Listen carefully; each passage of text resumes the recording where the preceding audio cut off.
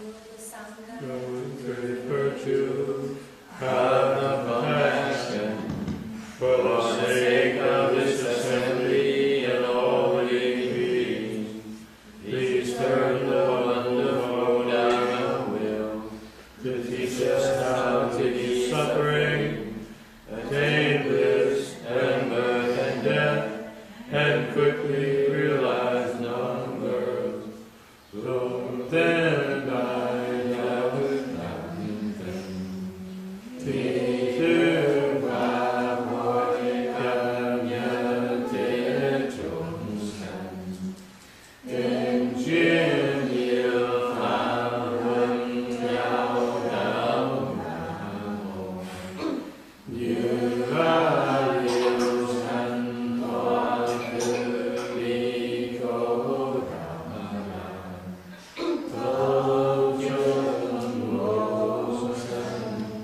Homage to the blessed, noble, and perfectly enlightened one. Namo Saranto Suche Doye Elahadi Sanmyo Samputosie. Namo Saranto Suche Doye Elahadi Sanmyo. Namo Taknaka Toya Daya Alahade Amir Samputato.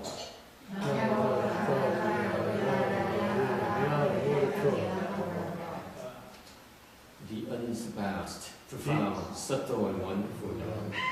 In 100,000 million aeons is difficult to encounter. Now that I've come to see and hold it within my sight and hearing, I vow to fathom that thus come one's true and actual meaning. Sham Sham Zen Wei Nyao Ha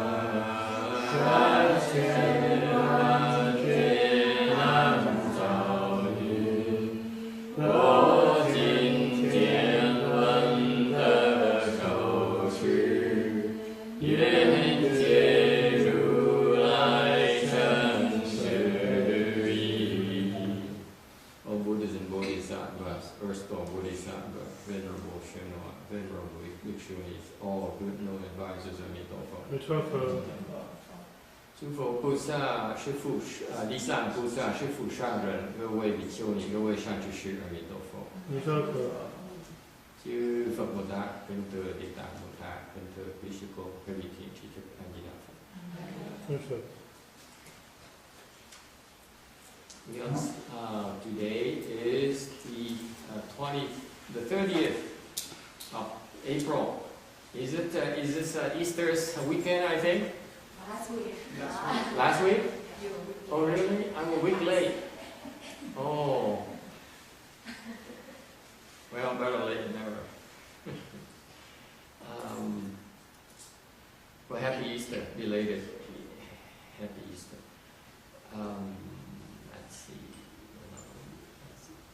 Big screen, where are you? Big screen. F5, control F5, shift F5.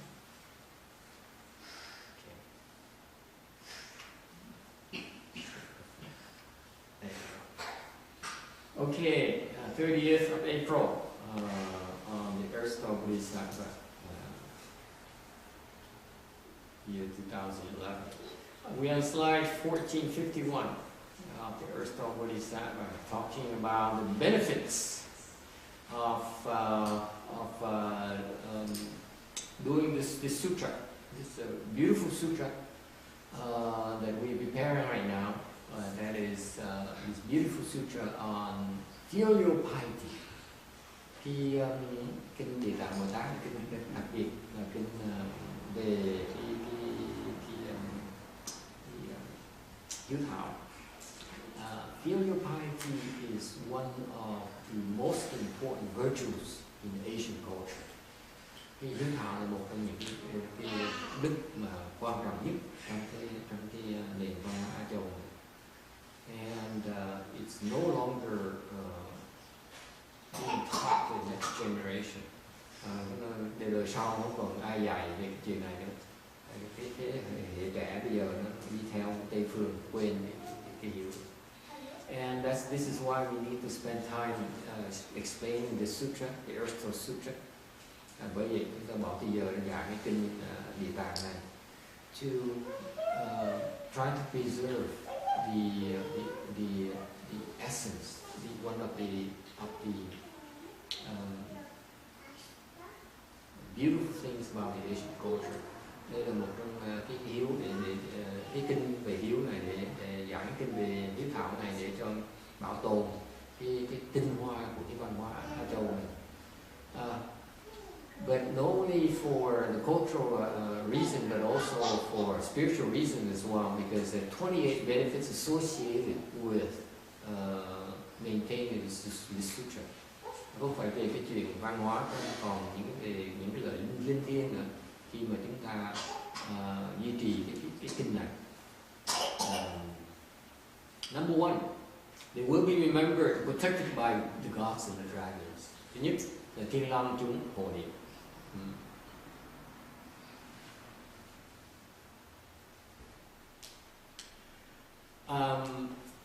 We are in this world, on the human realm, and on this earth, under the jurisdiction of the gods. Chúng ta nhiều mình muốn công nhận cái chuyện đó, những cái loài người là dưới cái sự cai quản của trời. Okay. We are in the ancient known as the heavenly mandates. Nhưng cũng cộng tự đời xưa thì ta coi là ta nói là có cái thiên lệnh là trời đã định ra. And we in fact if we do good, then the heavenly beings then are supportive and protective of us. Nếu chúng ta mà hành thiện thì những cái quả trời người ta sẽ ủng hộ và bảo vệ cho mình. If we are evil, then the heavenly beings frown and then attempted to punish us. Nếu chúng ta mà không được tốt thì quả trời không thích thú và có thể trừng trị chúng ta. For example, and only are they and the heavenly beings also command the dragons as well. Cái quả trời họ còn điều khiển cái rồng này. Okay. And for example, dragons are the beings in charge of the rains, tornadoes, tsunamis, earthquakes, and so on. Cái rồng ấy, nó cai quản về mưa, gió lốc, sóng thần, động đất, cái đó là của rồng nó cai quản. So those things don't happen. They only happen as a result of the retribution for our non-good deeds, unwholesome deeds. Thì những cái chuyện thiên tai nó xảy ra là tại vì là cái kết quả của những cái hành động không được tốt đẹp của chúng ta.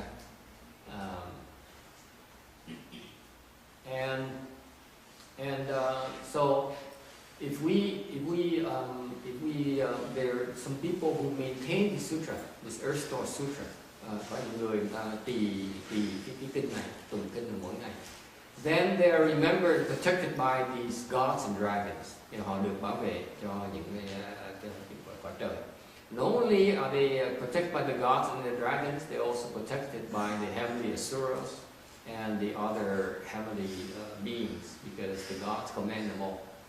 Không phải riêng của quả trời không, hay là quả rồng không, mà còn những thiên long bát bộ nữa, đều bảo vệ cho chúng ta nữa. Tại vì cái thiên long bát bộ là nó dưới sự điều khiển của những cái vua trời. And it says here, if you recite the sutra, they appear in space and praise you. They have high regards for this particular sutra. Trong này nói là nếu như mà tụng những kinh này thì những cái gọi là những cái người đấng đó, những cái hạng người đó họ hiện trong không trung khen ngợi chúng ta. Any questions or comments?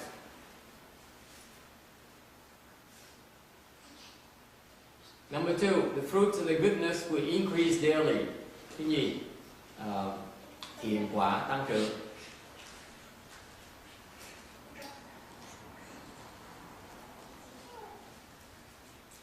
This morning we talked about blessings. Buổi sáng mình nói về cái phước. Okay. No one asked me how are these blessings. The point that we made this morning, you weren't here, some of you weren't here, is that we need to accrue blessings. Should be a unrelenting effort to accrue blessings. Buổi sáng chúng ta nói, những người hướng tới có mặt ở đây nói rằng là mình sống người khéo léo thì biết tăng trưởng cái phước của mình. But no one, because blessings is the real wealth you will have, that you can carry with you lifetime after lifetime. Cái phước là cái tài sản chúng ta có thể có đời kiếp. Okay, the money you make is lifetime. You cannot carry it with you. Cái tiền chúng ta làm ngày cái cuộc đời này mình đem theo không được. There's no way for you to bring the money you make this lifetime. Okay, but the blessings you generate this lifetime will go with you forever until you use it. Ngược lại, cái phước mà chúng ta tạo ra cái kiếp này là chúng ta có thể đem cái phước đó đi với chúng ta đời kiếp thì đến khi chúng ta dùng được. Okay, any questions about that or any disagreements about that? So that's why I advocated this morning that we should be creating blessings instead of creating money. Anh buổi sáng tôi mới nói mình nên tạo phước hay mình tạo tiền, làm ra phước hay làm ra tiền. Tại cái tiền nó because money is short term, blessings is much more long term. Tại vì cái phước là nó lâu dài, còn cái tiền là nó ngắn hạn. Okay, but no one ever asked me how do you convert from blessings to money. Điều sáng nay ai cũng nghe say mê, không ai hỏi tôi là làm sao mà chuyển từ phước ra tiền bây giờ. Because you're so well off, you have no need for money, so there's no need for ask for the question. Buổi sáng ai cũng giàu có, thì không cần ai cần hỏi là làm sao mà chuyển phước ra tiền.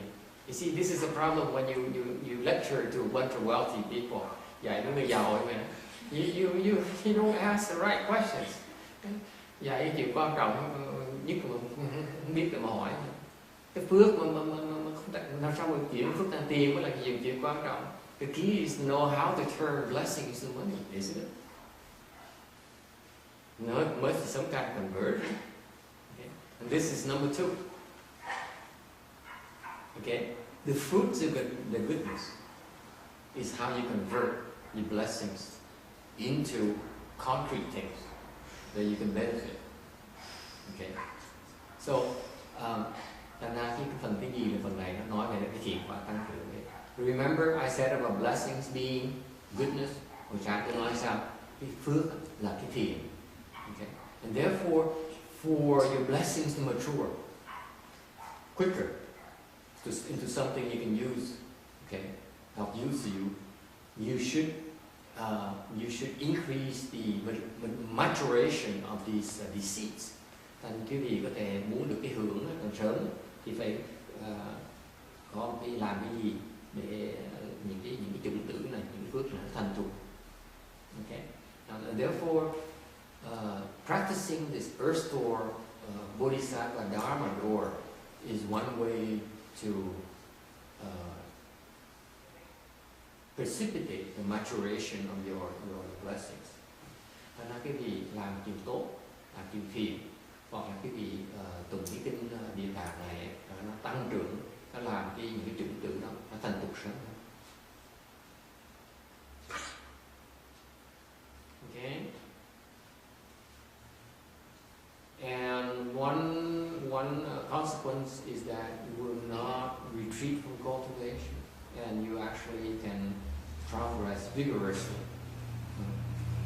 Một cái kết quả của sự thành tục của những cái phước đó là mình sẽ không thối bộ trong việc tu hành, và thiệt ra còn có tinh tấn để mà tiếp tục tu hành. Question. Number 3, it will accumulate superior causes for sagehood. Thứ ba, tập thánh thường nhân, có nghĩa là tích tụ được nhiều cái nhân để đắc được thánh quả.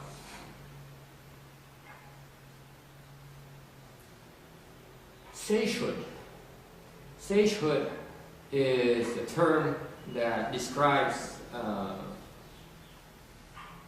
transcendental wisdom, the beings who are endowed with transcendental wisdom. Thánh nhân là gì? Thánh nhân là những cái vị mà có sự trí huệ mà xuất thế, meaning that they are no longer confused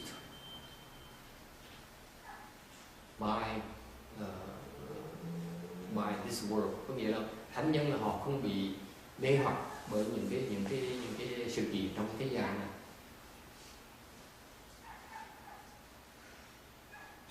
Okay, it's because of the lack of wisdom. It's because of the confusion that we experience that we make mistakes. Mình làm lỗi lầm là tại vì mình thiếu sáng suốt, làm lỗi lầm là tại vì mình bị hồ đồ. And so, and therefore, because of we make mistakes, we create offenses, and that's why we suffer. Because the suffering is a result of these bad seeds, these offenses, maturing. Thành cái chuyện mình khổ là tại vì những cái ác báo nó đi đến, là những cái ác nhân nó thành thục thành mình phải chịu khổ. And in order to end suffering, what you have to learn to do is not to create the seeds for suffering. Quý vị muốn hết khổ thì dễ lắm, chỉ cần có đủ trí huệ để mà không tạo những cái nhân khổ thì sẽ hết khổ. It's that simple. You stop creating the causes for you to suffer. Muốn hết khổ thì mình chỉ cần đừng có tạo cái nhân khổ thôi thì mình sẽ hết khổ. Does it make sense?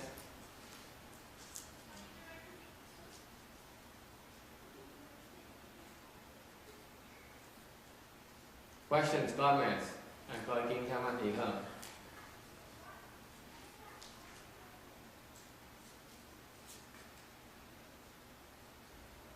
So how do you get transcendental wisdom? Sao thoát được cái mở cái huệ thoát khổ? Any ideas? How do you open transcendental wisdom? You've been here for some time now. How do you go about doing that? I haven't opened yet. Hỏi là ước thì sao mở cái về xúc thế, mà tôi chưa mở sao mà trả lời. Okay, sư cô hiền nhã. Khi có thể xúc thế sao? So I asked the nun now. She's supposed to be accomplished cultivator. So I'm asking, sao không? Con thấy thầy dạy cũng kêu cho con làm chứ được mà. So I don't hear you speak about theory, but I haven't been able to do it. Okay, anyone has the who has done it? Có ai làm được chưa? Bác Hòa làm được chưa? Chưa. Cái gì từ sau này?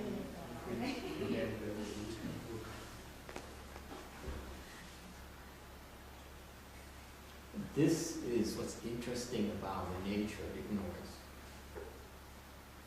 The nature of ignorance is very well structured.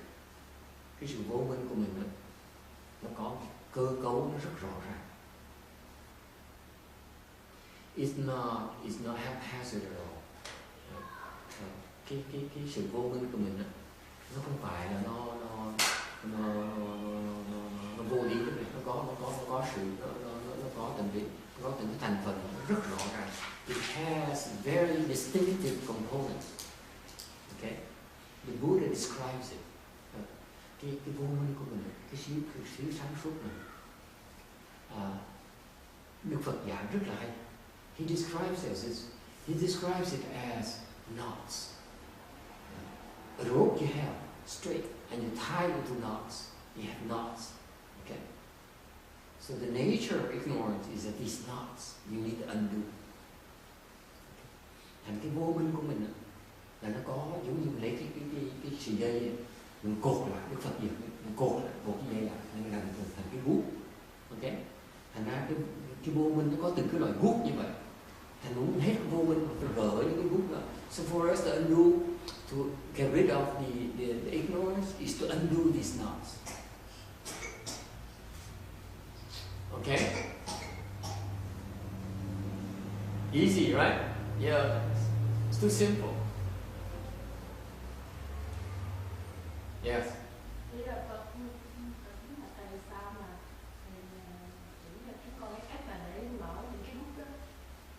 So question is how do we undo these knots?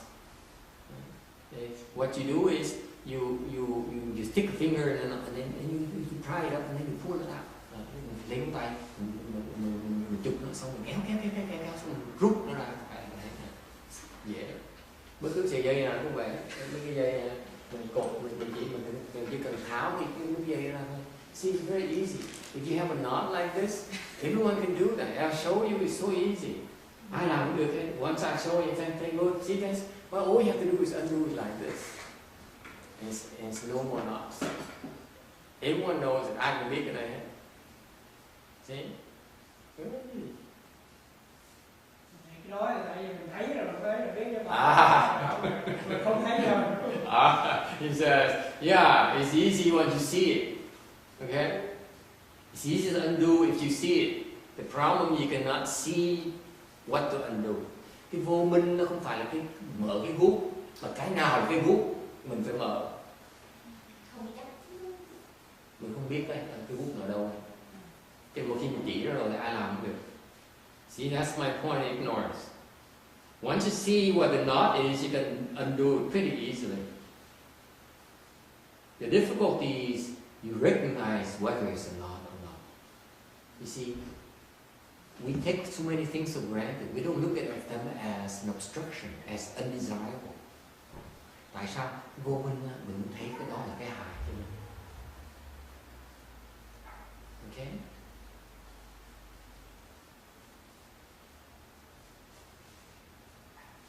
Questions or comments? Even though sometimes you can see it, but some has crazy glue on it, it's very tough to undo. Yeah, sometimes it's not easy to undo. But the difficulty first has to be for you to be able to recognize it's this knot is undesirable. It's not to your advantage to hang on to. Là cái khó khăn đầu tiên hết mình phải học mình nhận thức ra được là cái guốc nó không phải là tốt cho mình. Now you see why in Buddhism, this is why in Buddhism we need to, for example, to explain sutras to you. Bởi vì trong Phật giáo mình phải nói, quý vị mới thấy là chúng tôi phải giảng pháp cho quý vị nghe. Because the sutras describe these knots. Tại sao phải giảng pháp cho quý vị nghe? Tại vì cái kinh đó, giảng kinh đó, tại vì cái kinh đó nó miêu tả những cái guốc đó. The sutras describe to you these knots. This is why you need to listen to the sutras. Bởi vì phải cần nghe kinh. Kinh đó, mới biết là chỗ nào cái guốc là đâu, cái guốc nó ra sao. Okay?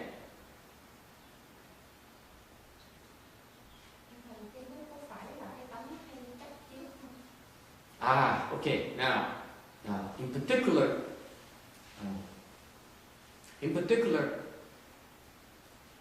I will describe some knots for you to see. Bây giờ nói cái gì cho bà vài ví dụ. Câu hỏi muốn cho vài ví dụ không? Okay. So the question, I rephrase the question is can you give me some example of these knots? How much time do you have? Muốn cho ví dụ quý vị có bao nhiêu thì okay. examples. Okay? Money is a knot. Thứ nhất, tiền là một cái gút. Okay? Any questions? Ủa còn Ngân bây giờ sao trở lại đấy? Có help me nhiều. Cái gút. I will describe to you the coarse knots first. Okay? It gets more intricate as you progress. Cái gút đó, nó càng ngày nó càng phức tạp. Okay? Tôi có thể diễn tả cái gì những cái gút mà ở ngoài trước. Okay? I will describe you some of the simpler ones. Okay? The easy one to undo first. Okay? And then it gets more difficult. Những cái gút này phải biết gỡ cái loại gút từ từ như vậy. For example, if I show you these knots, these complicated knots before you're able to undo them, then I'll be wasting your time. Tại vì nếu tôi bị chỉ cái vị những cái gút mà nó khó quá đấy, thì cái vị chưa đủ sức gỡ mấy cái gút này chỉ phí thời giờ quý vị không. Okay?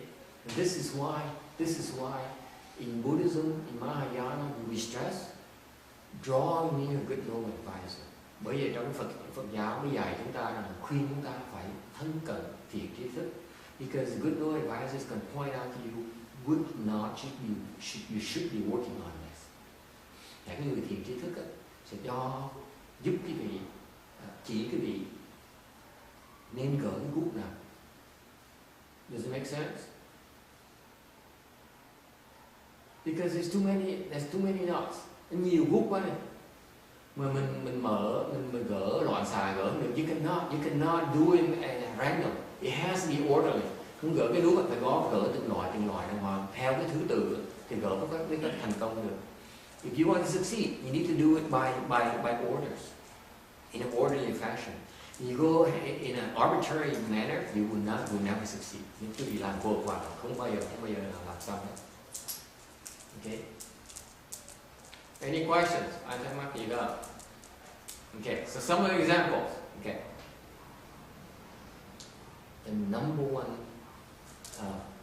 knot, the one major kind of knot we have here in our world is desires. Một cái là gút mình có cái cõi này là cái tham dục. Okay? Whatever we desire is a knot. Tất cả những cái gì mình tham muốn là một cái gút.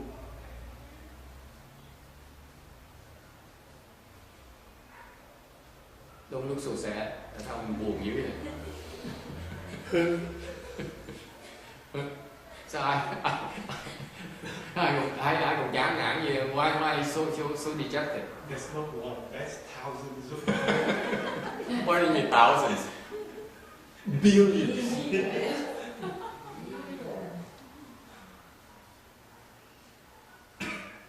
Xanh mặt không? Ai cũng xanh mặt. Hỏi tại sao không xanh mặt? Tại vì cả triệu, cả tỷ cái loại bút này luôn.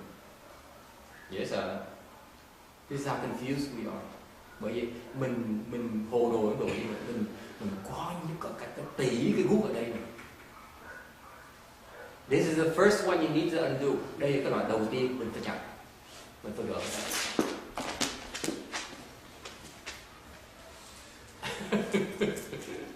Wanna give up? Bỏ cuộc ha, cũng bỏ cuộc ha. Yeah. It's useless. There's no way for you to undo.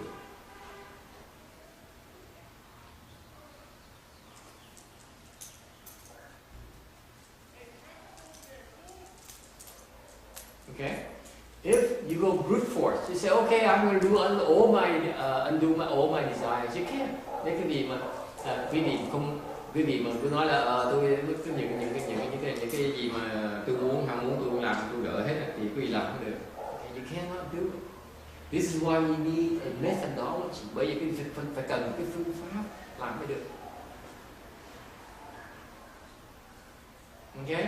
You need a way to do it. You cannot talk about it. Okay? Now, because there are many of these types of desires, cái loại tham dục nó nhiều lắm. Okay? You don't know where to begin. Nếu mà nói dục vọng không, mình bắt đầu chỗ nào bây giờ? Right? And this is where the sutras are so important, because it says you go about it by reaching the first dhyana. Thành ra kinh dạy rất rõ ràng. This is why we need to elaborate more on the Earthstar Sutra, because it just shows you how to get to the first dhyana. Okay? Thành ra cái người thiền trí thức dạy cái việc làm sao mà nhập định, đắc được sơ thiền. Because when you reach first dhyana, you get rid of 3 types of knots. 3 types of desires. Thành ra cái sơ thiền là cái bậc đầu tiên mà giúp quý vị chặt được 3 cái loại, gỡ được 3 cái loại nút, 3 cái loại. You can undo like millions of these types of knots. Thành quý vị khi mà dùng cái phương pháp mà đạt cái sơ thiền là quý vị gỡ được cả triệu cái loại nút như vậy luôn. Okay? Millions of them can be categorized into three types: sleep, food, and sex. Ba cái loại mà tham dục mình rất là nặng. Bây giờ mình phải gỡ đầu tiên là ngủ, ăn và tình dục. Everyone is getting I can do it. Everyone is saying I can do without the first 2.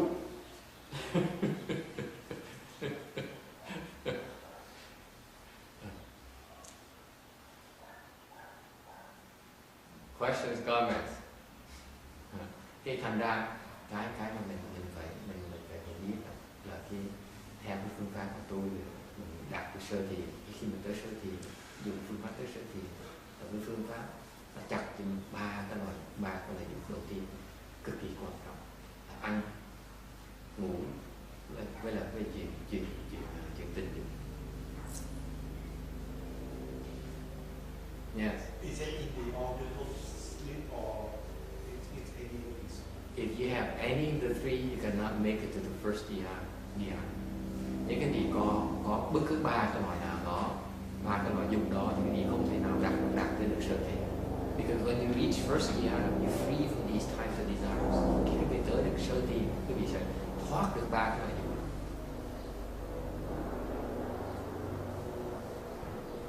Questions? I don't mắt gì đâu.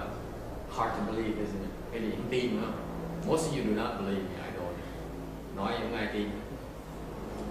Thầy, qua cái đó thì sơ thiền, nhẹ nhẹ thì có cái gì hay? Cái gì hay nhỉ? Không, như thầy mới nói đó, như là có được cái ăn ngủ với cái dục chậm rồi đó thì được sơ thiền. Như vậy thì cái nhị thiền là thế nào? Nhị thiền nó còn chặt thêm một tí nữa. So what happened is that the Buddha describes it as, because of the nature of these many faceted confusion. Our confusion has many facets, and historically, the people who cultivate the sages, the people who attain station, they did it by going through this process.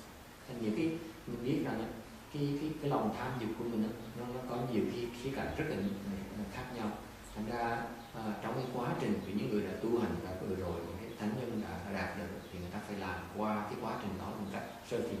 Đầu tiên là phải bước vào sơ thiền. Okay? Yes. Does it take the desire completely or it's a level of Okay, let me clarify it for you. Okay, because none of you dares ask the question because you don't believe. I know it's hard to believe. Okay. Không ai hỏi tôi nhớ hỏi câu hỏi tại vì ai cũng không tin tôi hết. Deep down you don't believe me. You say, how can you possibly end up sexual desire or desire for food? I just had a good lunch today. Oh, it's such excellent beef noodle soup.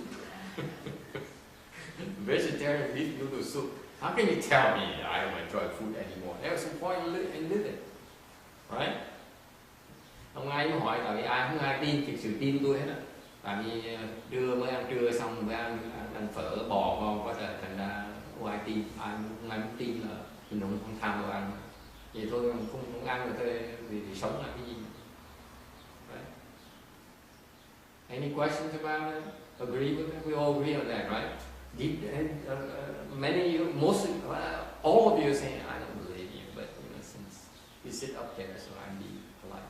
Không ai tin hết, để không dám nói vậy thôi. Am I correct? Yeah. Nod your head. Yeah. It's okay to be honest with me once in a while. I won't be offended. Okay? Đâu có ai tin đâu. Phải không ơi? Tôi vẫn, thầy nói gì nói, tôi vẫn thích ăn như thế. I don't care what you say, I still enjoy my food. Yes. That's all you're saying to yourself. Biết để đó để tôi ngủ biết ăn biết.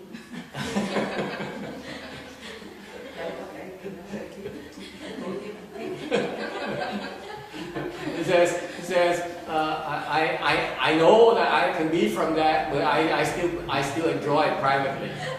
You don't have to know. None of your business. If I enjoy my food, it's none of your business.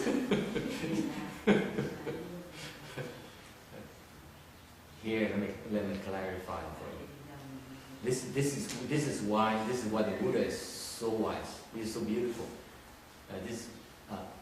The Buddha is saying that when you are in first dhyana, you are free from desire for food, for sex and sleep. But when you're out of first dhyana, you are not free from sex, desire for sex, sleep or food.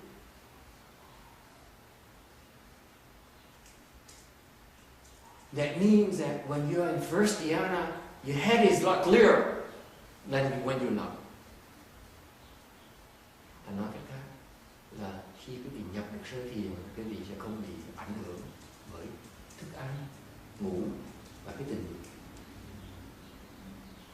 Mà nếu quý vị mà lọt ra ngoài cái sơ thiền, không ở trong sơ thiền, ở dưới sơ thiền, thì quý vị lòng sẽ bị thức ăn, đồ ngủ với tình dục nó làm cho mình rối đi. Does it sound familiar now? Yes, sir. Huh?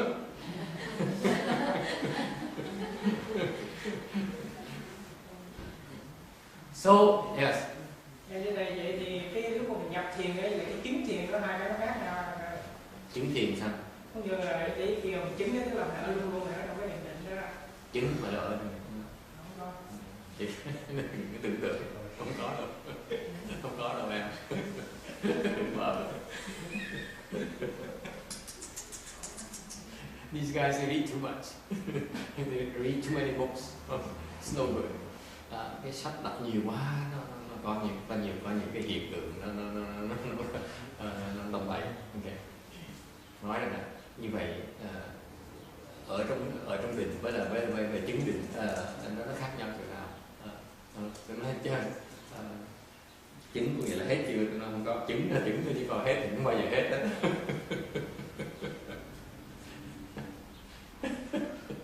Đâu có dễ. Cái tưởng tượng không à.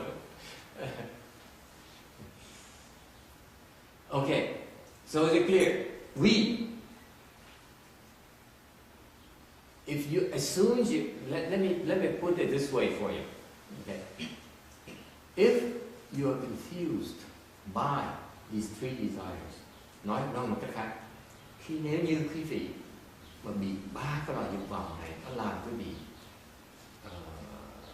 phiền não, what do you do? Quý vị làm gì? Có em làm gì?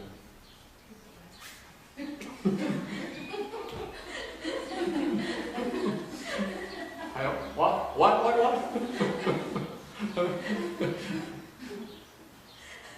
What do you do when you're afflicted? You eat, right? Does it ring a bell? When you, let's say you're depressed, what do? You eat, right? Yeah, như quý vị mỗi lần quý vị bị stress hoặc là bị chán đời, ăn chứ phải không? Is that right? You eat. What happens when you're happy? You eat. Vui là sao? Cũng ăn nữa. And you drink. Rồi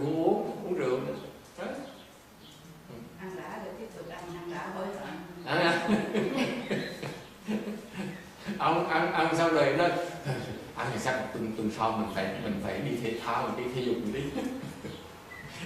You eat and then you tell yourself next week I join the gym, okay?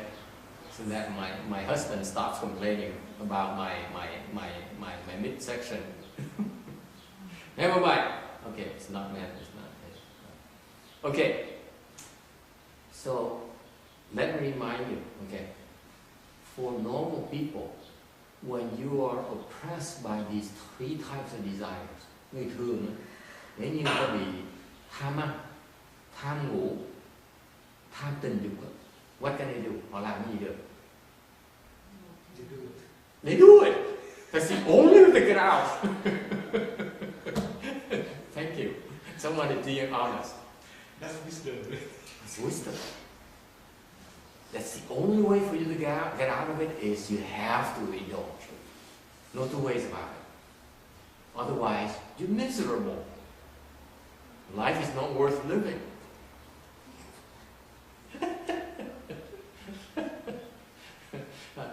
Cái người thường ta làm sao?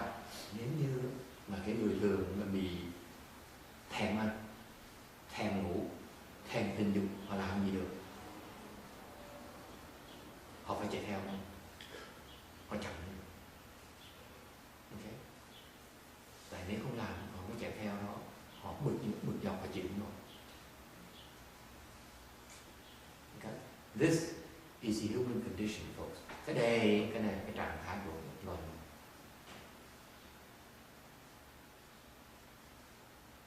Any questions or comments? Ai có ý kiến thắc mắc gì không? This is why we came here. Mình tới đây mình có cái thân này. This is for that reason. Mình tới đây mình đổi cái thân này, mang cái thân này để ăn, để ngủ và để làm chuyện tình dục. Shocking, isn't it? You thought you came here with a higher purpose. Thì cái tưởng tượng, có nhiều người tưởng tượng tới đây có những cái mục tiêu cao cả lắm. I tell you, no, we came here to satisfy those three desires. The reason we got this body because we wanted somewhere deep down, we want to fulfill these three desires. Có cái thân này tại vì trong thâm tâm mình muốn thỏa mãn ba cái loại tham dục. Questions? Okay. It gets personal, doesn't it? Thấy không? Mấy bị chửi một trận.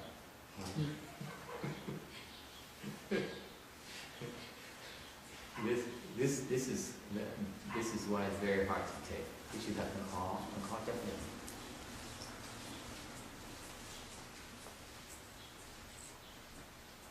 However, after the Buddha says so, he says we here because we want to indulge into these three types of desires. Thành cái Phật pháp nói rõ ràng, con người mình tới đây là mình muốn thỏa mãn ba cái loại dục vọng. There's no sense in denying. Mình cũng cần phải phủ nhận. Okay. Denying it is not going to help your cause. Những cái gì mà phủ nhận nó là cái gì chỉ đè nén thôi, cái gì không thể nào giải quyết được. You cannot resolve. Any questions or comments? Ai kiếm thắc mắc gì đâu?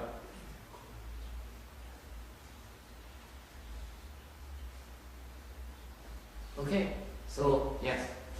Well, interesting. Food is all embracing throughout the world to a point. The point. I mean, McDonald's. We have Kentucky Fried Chicken now in baking. The newspapers are full of recipes. It's just it's unbelievable. Yeah. There's television channels about food.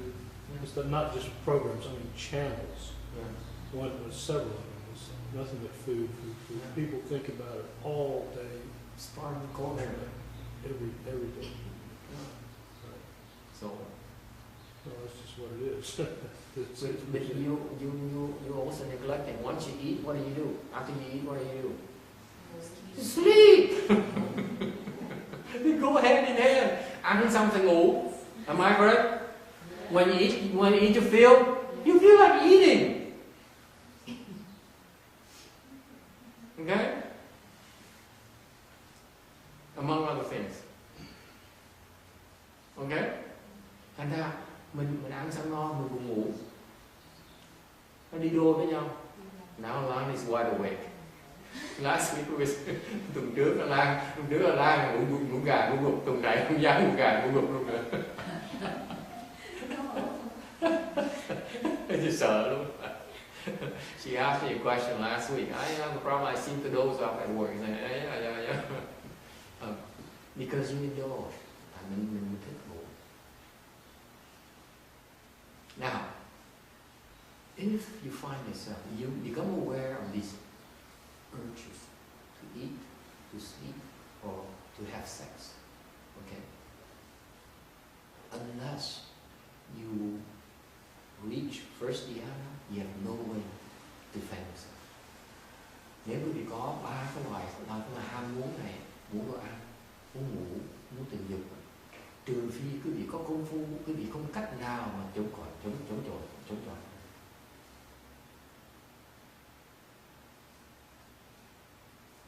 This is how brutal the Buddha Dharma is. Cái Phật pháp ấy, nó chính xác như vậy. Nó quanh nó con cái gì hết. Okay?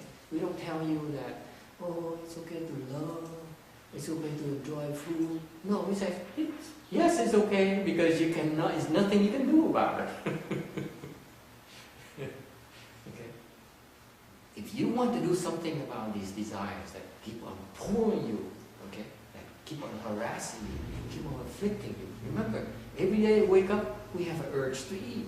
We have the urge to sleep. We have the urge. They're urges. Okay? The only way that you are free from these urges is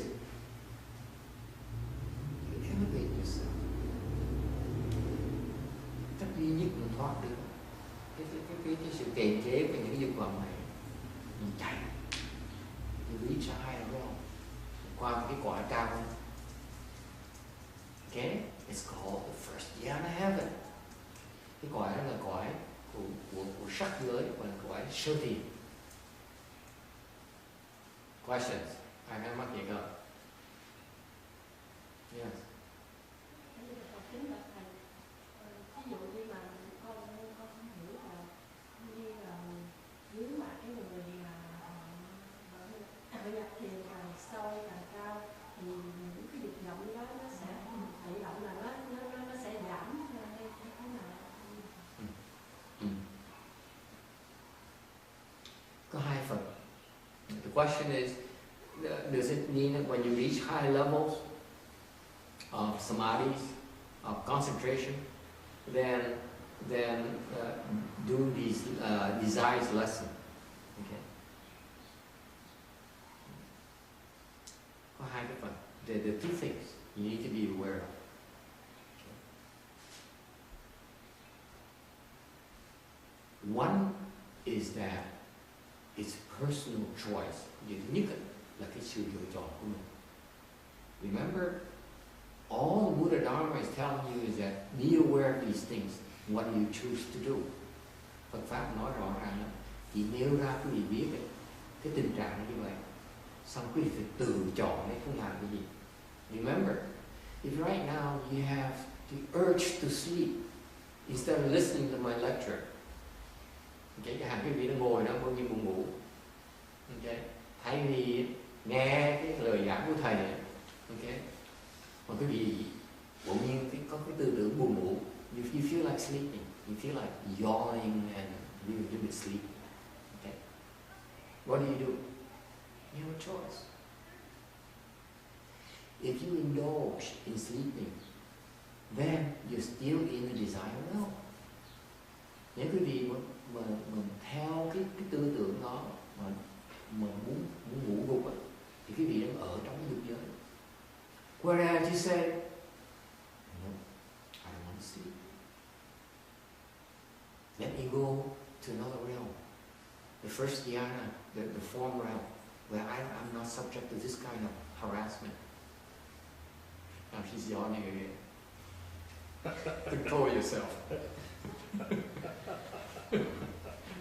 I just chose sleep up for a purpose.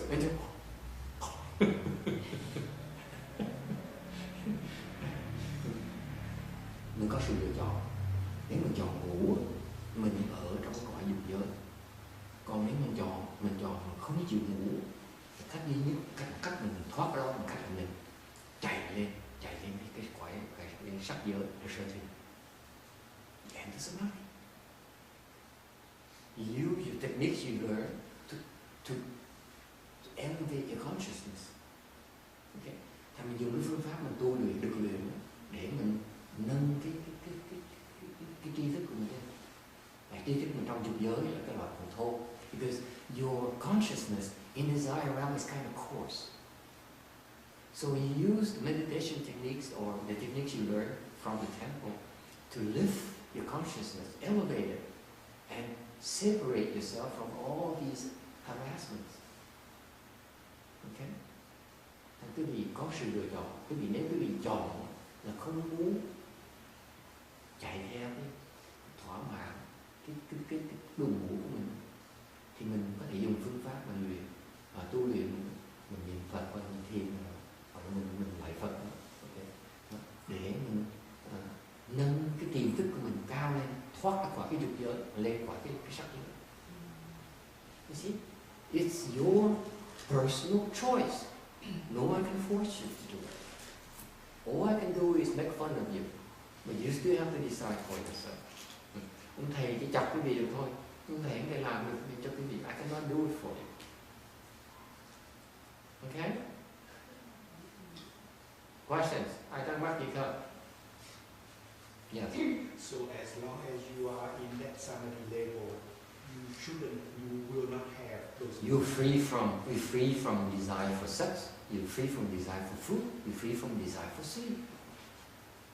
So you have a way to get out. That's what I'm telling you. Thầy nói cho quý vị biết, bao nhiêu năm là huấn luyện quý vị để cho quý vị thấy quý vị có cái sự lựa chọn. Đúng, once when I certify to you, see you have a lot of advantages that other people don't have. Quý vị có những cái lợi mà quý người khác không có. When I look at your face and say, I certify you reached fourth dhyana. Okay. That means I tell you, now you have a choice. Thành quý vị phải hiểu, những cái chỗ khác, những thầy khác dạy với quý vị thôi, người ta không có cái khả năng nhìn cái điều dám nói là quý vị đã đắc được cái này, đắc được cái nọ. Tại khi tôi nói quý vị đắc được cái này, đắc được cái nọ, tôi đưa chứng minh quý vị, nó khéo quý vị dám tiếp nói quý vị rằng là quý vị bây giờ có nhiều cái sự lựa chọn hơn nữa, lúc trước nữa, đúng không? Bây giờ quý vị có thể chọn ở sơ thiền, nhị thiền, tam thiền, tứ thiền, chúng ta chỉ cần ở cái dục giới nữa không?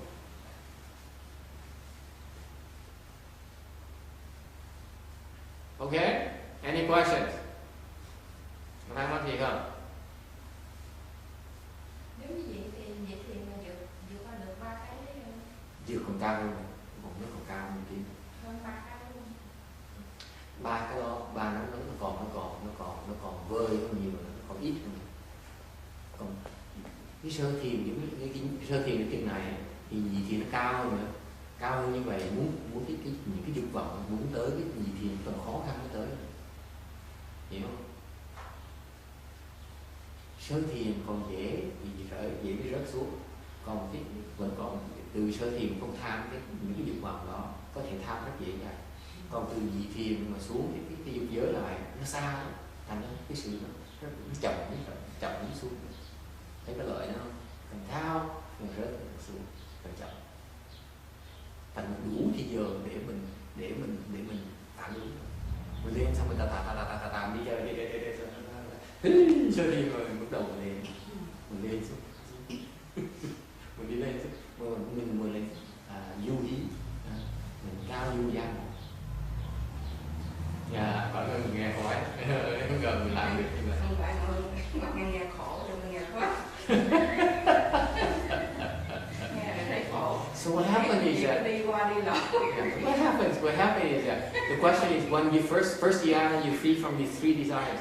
Second dhyana, what's the difference? I said the second dhyana is a much higher level of consciousness. That means that for you, from first dhyana to go down to the desire realm, you're a lot closer.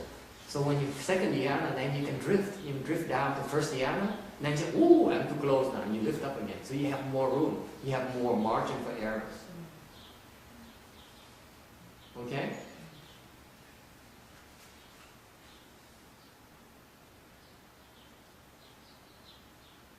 Isn't that interesting? No one ever explained to you that way, huh?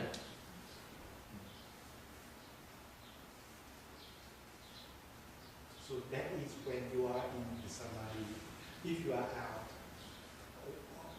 with a higher level, does it really also kind of increase your desire, even though you are out of the samadhi, or your desire level is still the same when you are out of the samadhi? When you're out of samadhi, it depends on what, if you go back to the desire realm, then you crave for food and sleep and sex again. You become yourself again. Your normal self again.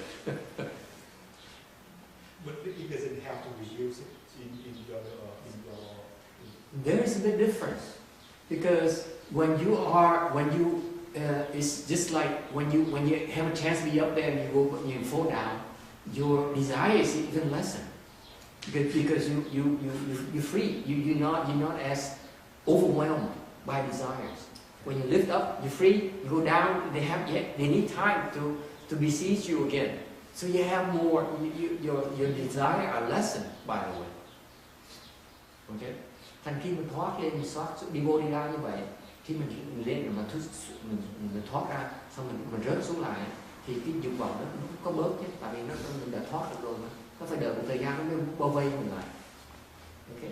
Thành ra mình cứ đi vô đi ra như vậy thì mình có nhiều cái sự tự chủ hơn. What happens is that when you in and out like that, you have more self-control. And if you up here long enough, nếu quý vị ở mấy định càng cao càng lâu, guess what happens? When you go down to desire realm, what happens? Let's say you stay up here for a month. Chẳng hạn quý vị ở đây một tháng. Indulge me, okay. Indulge me. Tha thứ với thầy. Bây giờ cái gì mà ở trong nhập một tháng, okay? Là hết sức định rớt xuống là you get guess what happens? You're free from desire. Mình thoát. Cái dục vọng nó động dừng. So up here, your mind is unmoving. Ở trong cái định, when you're in samadhi, your mind doesn't move. Nothing can move you. Trong cái định đó, tâm mình không động nữa. Okay?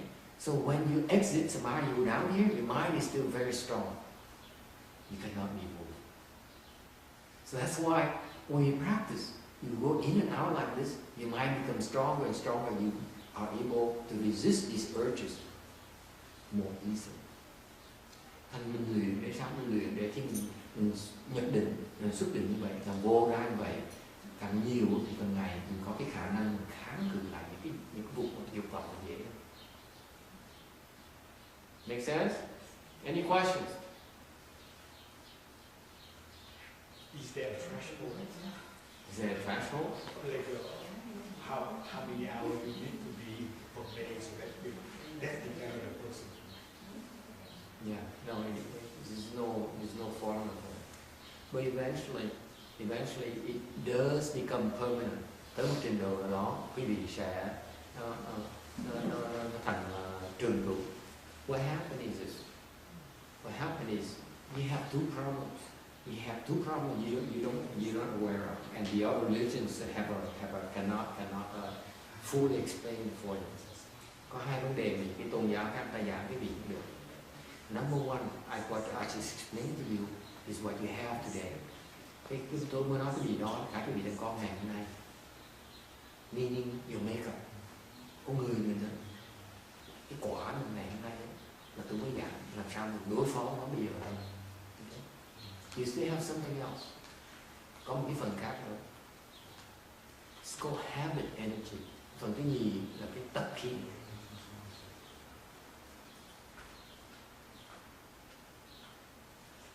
Meaning it's from prior lifetimes. Tập khí là nó từ những cái kiếp trước rồi. Okay? We're talking not about the prior lifetime. I'm talking about hundreds of thousands of lifetimes before that we used to do those things. Không phải tôi nói một lần đâu, tôi nói cả trăm lần, cả ngàn lần mình đã từng làm như vậy. What's an example? We like to eat beef noodle soup. That's why we became Vietnamese again.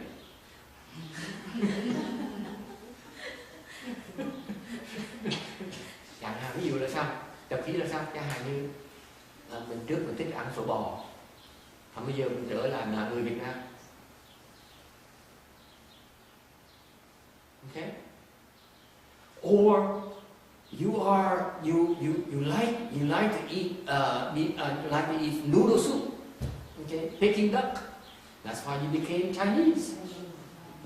Hoặc mình thích ăn gà quay, vịt quay, mình làm người Tàu. Okay? Or you like to eat udon soup. You become Japanese. Quý vị thích ăn súp udon, thì người thành người Nhật. Or you like to eat kalbi. You become Korean. Okay, thì thích ăn barbecue, thành là người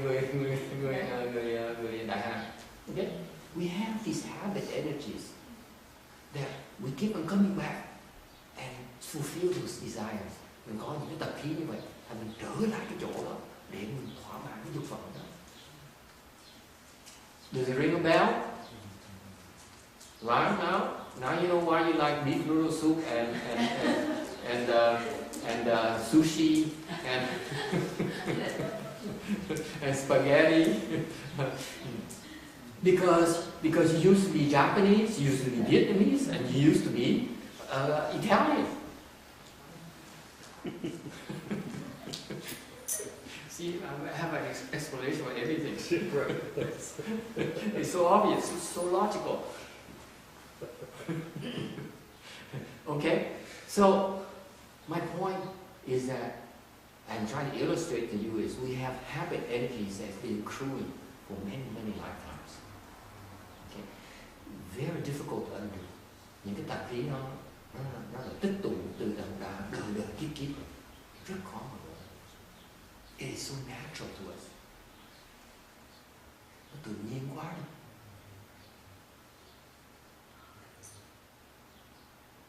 Okay? Any questions? Ai thắc mắc gì không? Yes.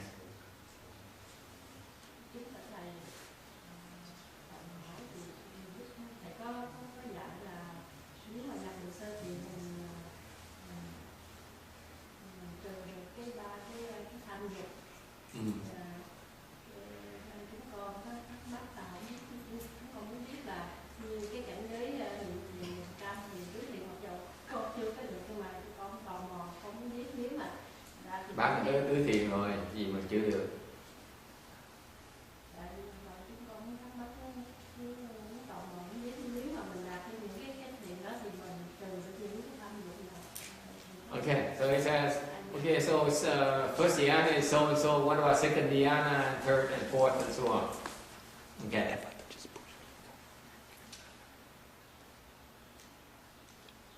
The first dhyana is you free from food, sex and sleep. Cái sơ thiền là quý vị thoát được cái tham dục về cái đồ ăn, với là ngủ, với là tình dục. But it's very unstable. Vì nó rất là yếu. You lose just like that. You enter for a split second and you lose, and that's all you got. Cái sơ thiền, cái vị thiền, cái tích tắc là vô định nhập sơ thiền xong rớt là nhanh thôi. Tại cái sơ thiền nó yếu dễ sợ. You cannot stay there. Very difficult for you to stay there. When you reach second dhyana, you can stay there much longer. Tới cái nhị thiền, nó khác sơ thiền ở chỗ, cái nhị thiền quý vị ở được nhị thiền lâu. Ở sơ thiền lâu rất là khó. So the major difference between second dhyana and first dhyana is that second dhyana is more stable. Cái nhị thiền nó vững hơn sơ thiền. Okay? The way that you get the first dhyana is how tới được sơ thiền. Anyone?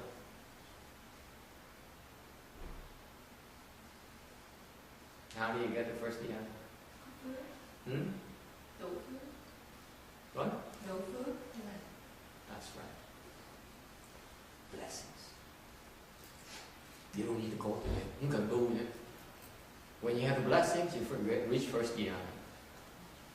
You say, I'm interested. No need to cultivate. That's for me. You accrue blessings. You reach first dhyana. That's all there is to it. Cái người có phước nhiều, được sơ tiền rất là nhiều.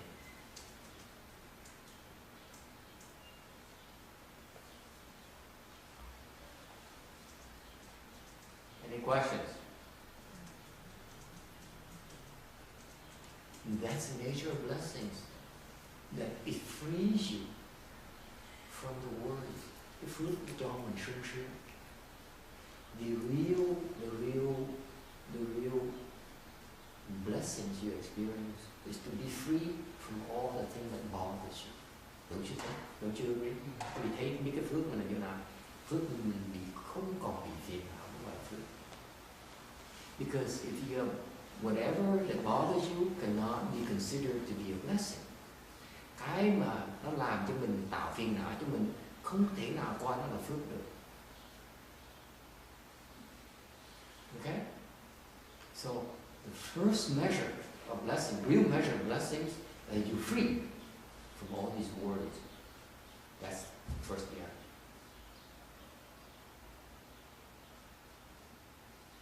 That's why Brian, right? Brian is first dhyana. The guy is so blessed. He doesn't have to do a darn thing. He's still first dhyana. And where his parents worked their butts off, they still zero dhyana. Là như cái ông con trai của cái cặp vợ chồng này là vào sơ thiền mà ông cha thì tu yoga cả 5-6 năm trời, 10 năm trời, không cũng là zero thiền rồi. Okay? So first dhyana, blessings. Muốn được sơ thiền là tạo phước. Let me give you a tip. Cho quý vị một mảnh cười. You accrue blessings, and then you need a good no advisors. And you being near the good no advisors, you enter first dhyana, just like that.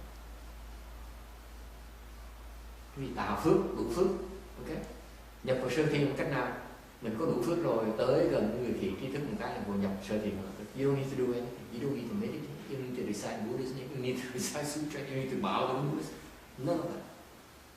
Just to draw near a good no advisor, enter first dhyana. I didn't know that. You know that?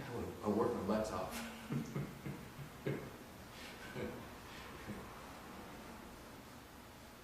Try and figure out how to. You know how big of a deal it is. Quý vị biết lúc mà tôi tu, lúc mà tôi tu thì tôi ao ước mà được đắc được sơ thiền, tại cái sơ thiền nó quan trọng như sơ. The first dhyana is so important because it gives you a flavor of what liberation is like. It is so wonderful. You're so free for the first time in your life. Cái sơ thiền nó sướng vậy sao? Tại vì sao? Đó là cái lúc đầu tiên mình có được cái giải thoát, mình nếm được cái mùi vị của giải thoát. Rất là quan trọng. That's why when I started cultivating, I was kind of reaching first dhyana. I said, I need to know how it tastes like, how it feels like. Okay.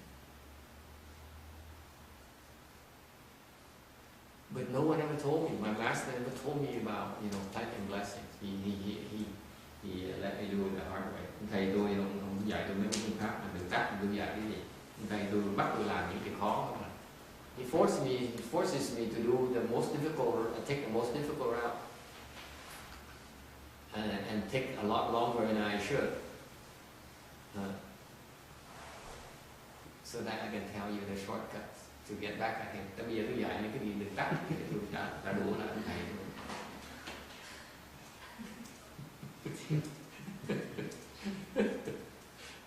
Any questions? All right. So first dhyana is blessings. Second dhyana is you need to cultivate. You need to crossroads.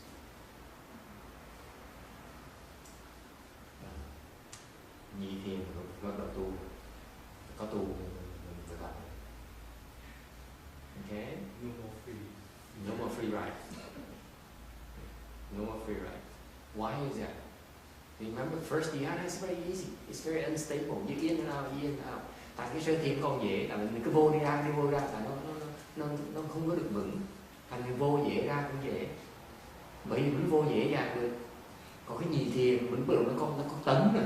Thành mình có cái giữ cái tà mới ở đó được. Thành có tu mới ở được. Okay? Alright. Now you know all the secrets, all my secrets. I don't think I explained like that in the Earth Sutra yet. Trong kinh Địa Tạng tôi chưa giảng như vậy nữa. So I might need to chắc mình phải cộng cái phần này trong cái kinh Địa Tạng sẽ có hiệu nhã. So we need to add this to the Earth Sutra in the section where I explain the various degrees. Okay. So that's second dhyana. How about third dhyana? Tam thiền thì sao? I can't tell.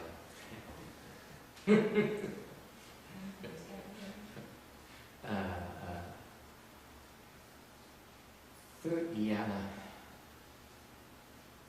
a little bit more, now it becomes a little bit more subtle. Lúc tới tam thiền, nó bắt đầu nó hơi phức tạp hơn một tí. Because you're dealing with your tendency to think too much. Cái tam thiền là bắt đầu nó hơi khó, tại vì nó phải cái gì cái tập khí của mình chưa muốn suy nghĩ. Who doesn't think? Ai không suy nghĩ không? Who thinks? Ai suy nghĩ không? Giơ tay, raise your hand. Who thinks all the time? You drive yourself, you're driving, you're thinking at least of 10,000 things, right?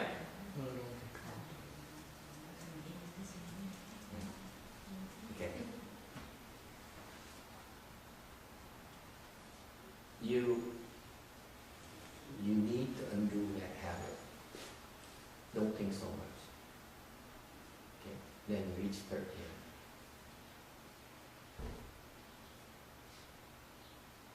All you have to do is stop yourself from thinking. Chỉ cần ngừng suy nghĩ là được. Easy, huh? Yeah, so easy. I show you all the shortcuts. Yeah, cái gì mấy cái đường tắt không?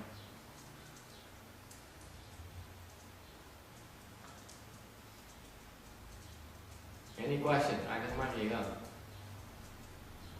Cái người suy nghĩ là vào không được. You sit there and think and analyze, ngồi để suy nghĩ tính toán là vào không được. All you have to do is you realize you're thinking, you're plotting, you are analyzing. Stop.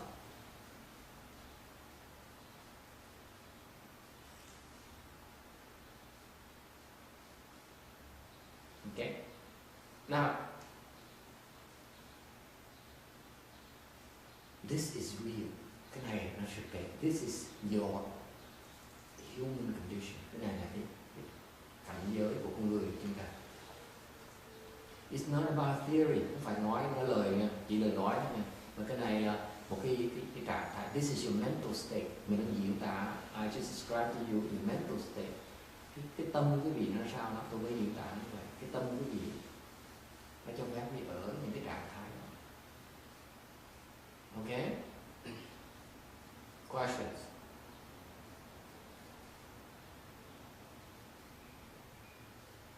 So third dhyana is you have these coarse thoughts. They call coarse thoughts. những cái tư tưởng thô. Okay, meaning cứ thinking. Tư tưởng thô có cái suy nghĩ nhiều. And the natural thing is when you break through from stopping thinking, the longer you are at it, naturally you evolve from third dhyana to fourth dhyana. Từ cái tam thiền tới tứ thiền là nó rất tự nhiên. Nếu như quý vị biết không nên suy nghĩ, This is why we have these Buddha recitation week or the chant chi. Bởi mình có những cái khóa tu niệm Phật, khóa tu thiền để quý vị, so that we have a long, you get in an environment where for 7 days you minimize your thinking. Và trong hoàn cảnh để cả tuần thôi quý vị bớt suy nghĩ.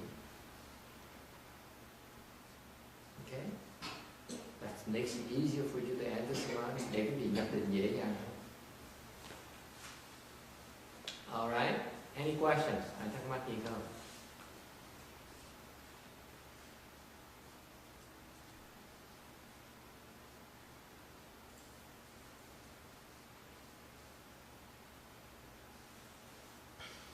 Alright.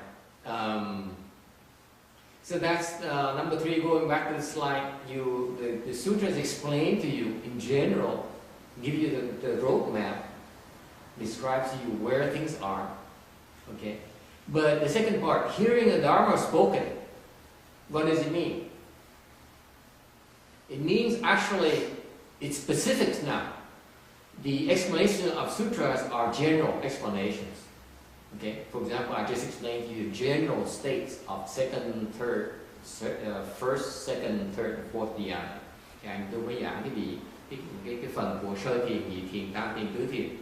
I can move on to 5th samadhi, 6th samadhi, 7th samadhi, 8th samadhi, and so on. Tôi có thể giảng tiếp tới excuse me, ngũ định, lục định, thất định, bát định, rồi cao hơn nữa. Okay, I can do it for you. But those are general explanation. Đó chỉ là một cái sự mô tả đại khái thôi. Okay? You still need to hear the Dharma và nghe pháp như cần nghe pháp. Tại sao như vậy? Because to hear the Dharma that's spoken to you is directed at you. Nghe pháp, cái pháp nó bàn về cái trường hợp của quý vị. Okay, I don't know where you stuck.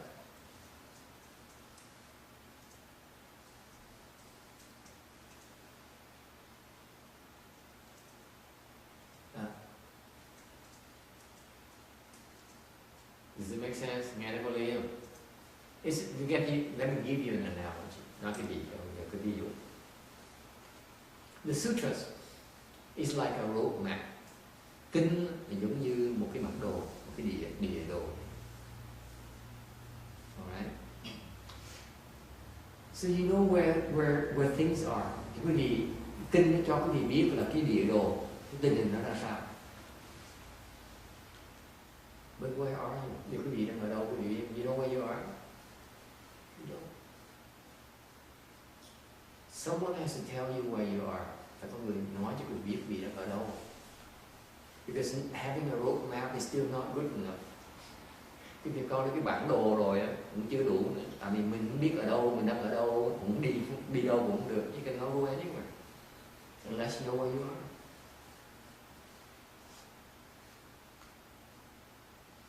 And this is why you progress a lot quicker, because you told where you are. Mấy quý vị tiến bộ lẹ hơn mấy cái chỗ khác là vì quý vị biết mình đang ở đâu. Mấy chỗ khác là không nói được quý vị đang ở đâu. They cannot tell you where you are.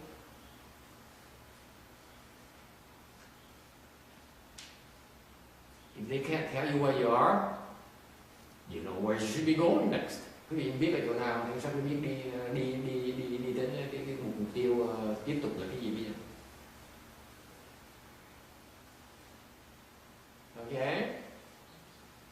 All right. Make sure you're nice to me, because if you're not nice to me, I stop telling you where you are. Cái gì mà không tử tế với thầy sẽ nói cho quý vị biết là quý vị ở đâu nữa. Just a friendly warning. Nói cho quý vị biết. Đề cao cảnh giác cái gì nhẹ nhàng này thôi ha. Remember, I'm still the boss. I'm kidding. Alright. So that's why you need to hear the Dharma. Tức nói cách khác, nhắc lại cái gì phải nghe pháp. Because what happened is when you hear the Dharma has a way not only of telling you what you are, but actually the Dharma itself, okay, gives you,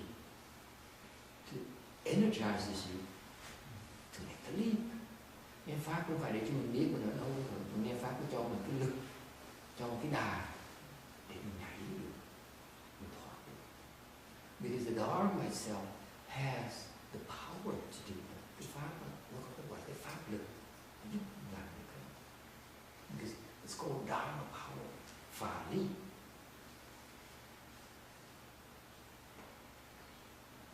Okay? Could be the Dharma power from chant, và cái pháp là cái pháp lực của thiền, hoặc the Dharma power from Pure Land, hoặc cái pháp lực của cái tịnh độ, hoặc the Dharma power from the precepts, hoặc cái pháp lực của cái giới. Each Dharma has its own power. Của cái pháp nó có cái lực của nó. Okay? And therefore, do not be stuck with chant or Pure Land or any Dharma. Whatever Dharma works for you that moment that makes you to free you, you should use it. That is my mind.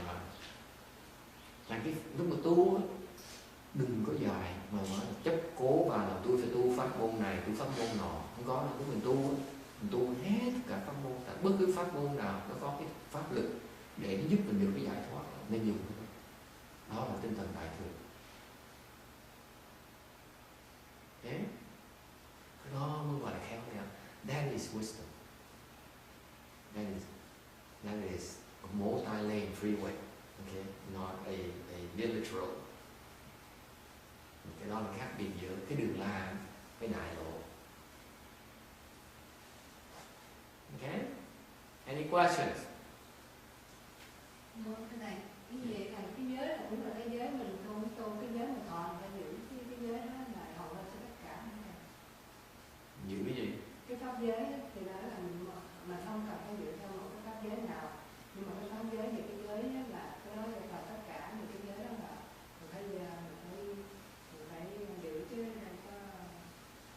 Giữ chứ. Yeah, when you receive precept, you're supposed to keep those precepts. I remember I used the word supposed. Don't quote me now. Okay. Any other questions? Yeah.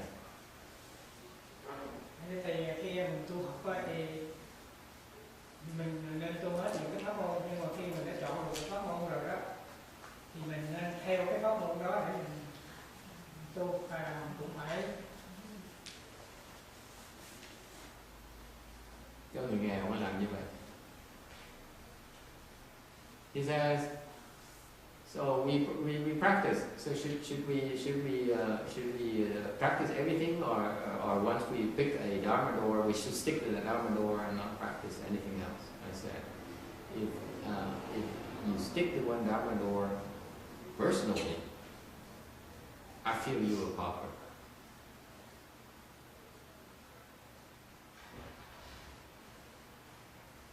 Đối với cá nhân tôi, nếu quý vị nói là quý vị là mình nên tu hết tất cả rồi, khi mình cho đến lúc mình chọn được một pháp môn rồi thì mình nên chú tâm tu một pháp môn đó thôi. Đối với tôi cái người đó mà chưa phải là đủ phước. You don't have enough lessons. Here's my definition of cultivation. Cái pháp tu như vậy nè. It's no Dharma at all. No pháp môn này. Now you know the truth. You think I do Pure Land? No, I don't.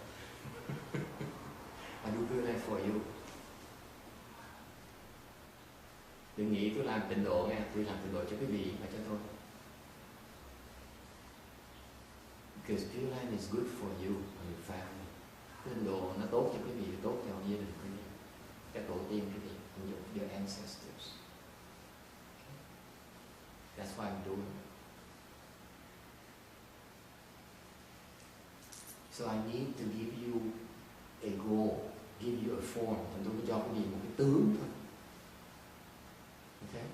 But you know what my real Dharma is? Quý vị biết cái pháp tôi là gì không?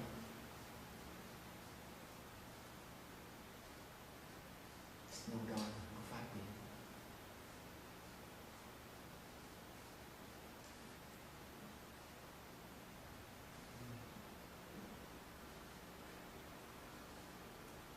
Some of you think, I haven't to go to the temple anymore. It's no dharma. Why bother? Okay, nói vậy thôi, tới chùa làm gì nữa? Có gì pháp đâu mà tới chùa. Yes. Vậy thì cho con cái kinh nghiệm là trước khi mà thầy tu á, thì tu cái pháp môn gì là thầy tu hết rồi sao?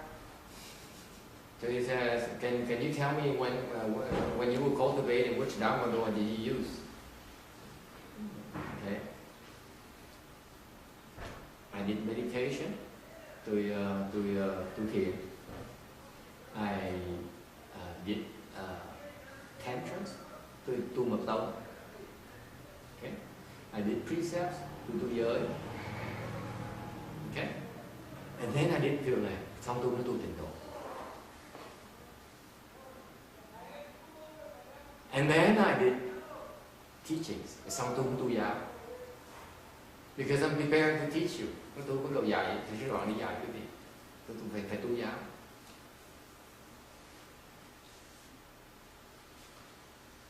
Okay? That's how it went. But now I have no dharma. Bây giờ tôi tu lòi xong rồi, bây giờ tôi không biết cái pháp môn gì. Now I don't have any dharma door anymore. Why not? Because I want to teach you one dharma door. Tôi dạy cho một cái pháp môn thôi. Pháp môn nào vậy nào?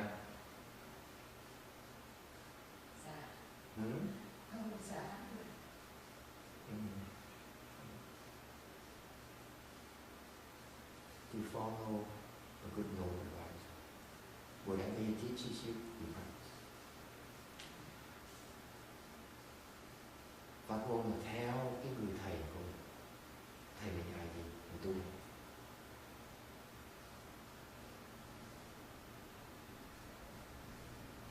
Because a good noble advisor will teach you a dharma door that's best for you. Cái người thầy thì cái bậc chân thật thiện tri thức thầy dạy cho mình một cái pháp môn mà nó tốt nhất cho mình. That's why I learned from my master. Ông thầy tôi dạy tôi chừng đó thôi. I didn't appreciate the fact he taught me tantric, pure land, chant, all those things. Thầy tôi dạy tôi đủ thứ hết, dạy thiền cũng có, mật tông cũng có, tịnh độ cũng có, giáo cũng có, giới cũng có. Rồi đi học thêm giới cũng có, rồi đi học thêm tịnh độ cũng có, học thêm thiền tôi cũng có, học thêm giáo mật tông tôi cũng mật tông học thêm. Okay. Nhưng điều cuối cùng tôi mới thấy cái Phật pháp môn thầy tôi dạy là gì? Không có pháp môn, there's no Dharma door. He taught me. You study all those things, you understand those things, there's no Dharma door. Khi mình thấy được 5 pháp môn đó rồi, 5 pháp môn đó rồi, không còn pháp môn gì nữa. Okay? Do I confuse you enough? Em nghe là thấy gì đó? Thấy thất vọng chưa? Đoạn bạn ơi. Hả? Thấy chuyện đoạn bạn hay Are you disoriented? Yes. Thầy thì tụi con không biết là thầy muốn tụi con cũng như là diêm dung hết. Nhưng mà trong trường hợp tụi con cũng như là mấy người già thì phải đủ ổn thì đấy và cũng như học hết tất cả các pháp môn đó.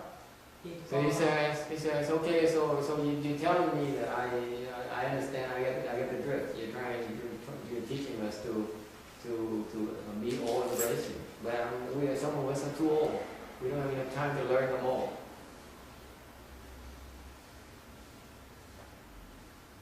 Okay? Live longer. Sống lâu hơn tí. They have no sympathy. Già đáng chịu. No preferential treatment for old people.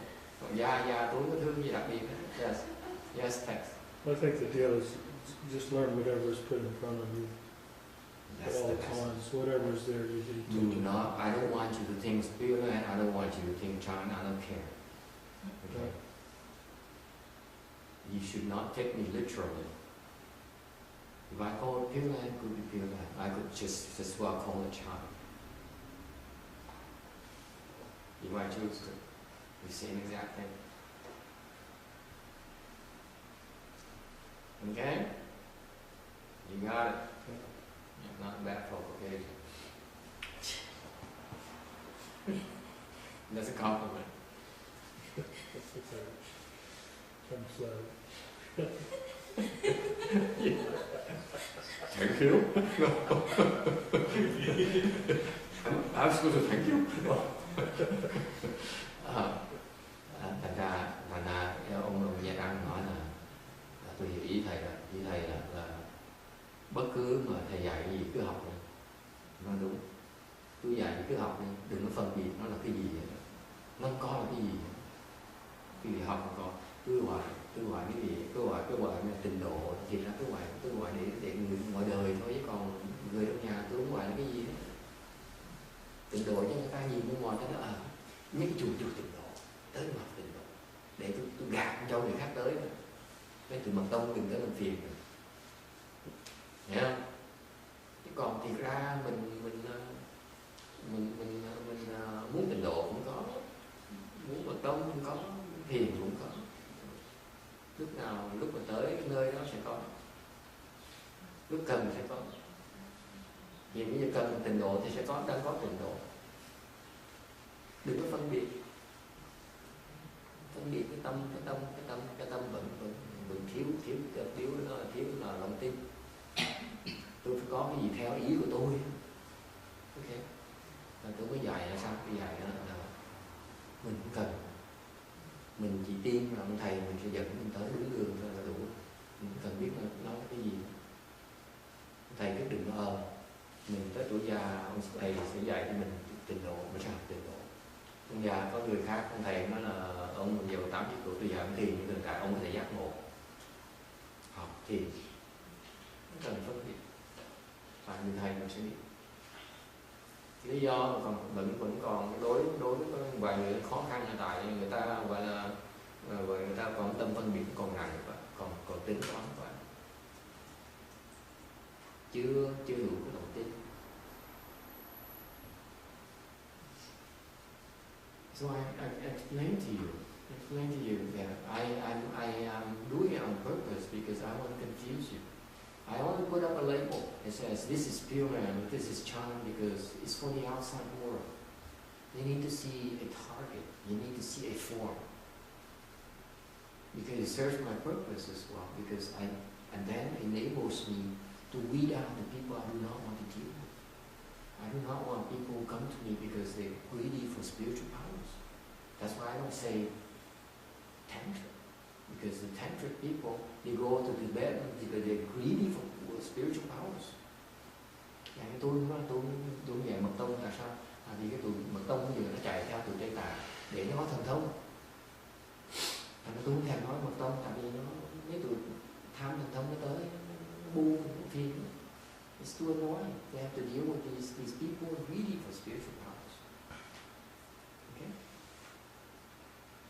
And on the other hand, I see some people who definitely can get some help with the Dharma. Therefore, I say, okay, so I teach Pure Land because I see a bunch of you have the same needs. I put a Pure Land label. Okay? And at the same time, I say Pure Land is good because people get excited. But this is not the same Pure Land as others. Therefore, I'm going to add a twist to it by saying China Pure Land. Okay? I keep on shifting it around so that I have a form, but it's not meant for you to be overly attached to it. Thành ra mặc dù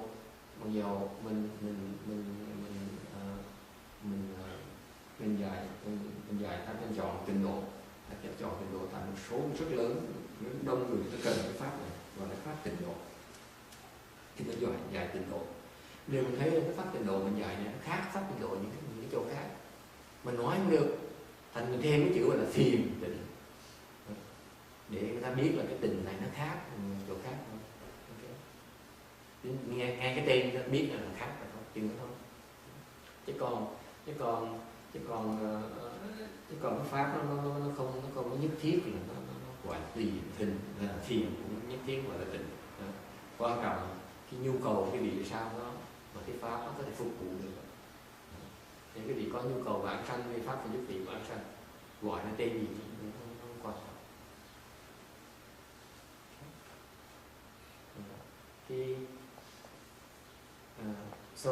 So what happened is that it might sound confusing to some of you, but basically it doesn't matter the name.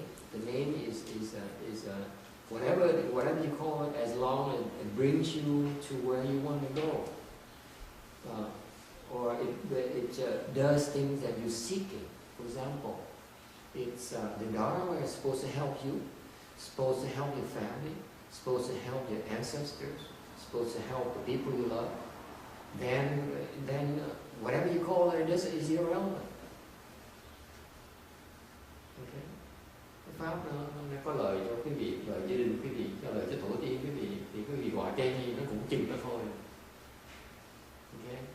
Now, having said that, let me reiterate. Nói một cách lý thuyết thôi, để nói thực tế. This day and age, the number one dharma is beautiful. Đều cái quả mật pháp này, cái pháp đại pháp quan trọng nhất là cái pháp vãng sanh. And that's why we stand for pure này. Bởi vậy mình lộ ra, mình tròn và lộ ra cái pháp của vãng sanh. If, for example, all of you has potential to become enlightened in this lifetime, chẳng hạn như phần lớn quý vị có đủ khả năng để giác ngộ đời này, guess what the Dharma is going to be called? Child. Nếu khả năng quý vị có thể giác ngộ đời này, cái pháp của những lộ ra nó gọi là thiền. So the Dharma has to serve the majority of you. Cái pháp này nó lộ ra để nó phục vụ cho phần lớn quý vị. And those of you who are able to become enlightened in this lifetime, I teach you time privately. Thành những người có khả năng và giác ngộ nửa đời này, tôi sẽ dạy quý vị thiền riêng. Okay? Nên tôi muốn gì mà đừng có lo. You don't have to worry, you can keep up with me. Chỉ lo là mình có đủ sức để theo ông thầy. You don't have to worry about the name. Đừng lo cái tên. Okay? Any questions? Ai thắc mắc gì không?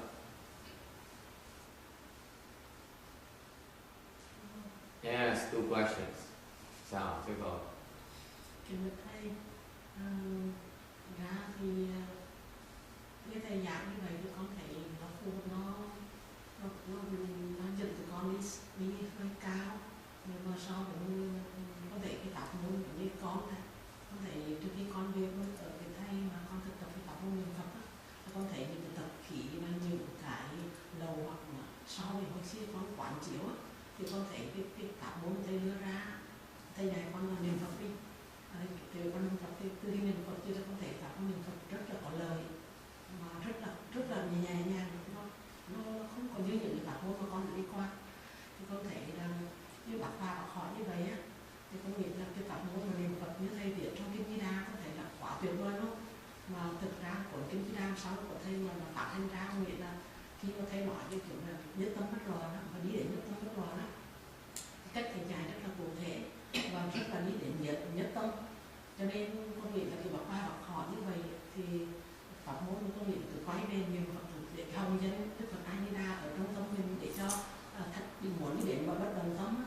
Trong khi cần là thanh tịnh tâm thì thầy dạy là cái niệm hồng dân A Di Đà Phật thì phòng tưởng nó khởi lên được, thì khi đó mình được thanh tịnh tâm. Thì con nghĩ là cái pháp môn niệm Phật như thầy dạy lâu nay thì là rất là phù hợp với tất cả mọi năng lượng của sáng. She says she came to the temple a couple of years now, and she learned about the Pure Land Dharma or reciting Buddha's name, and she found it to be a lot more effective than she anticipated. and she feels that's the most appropriate for most people.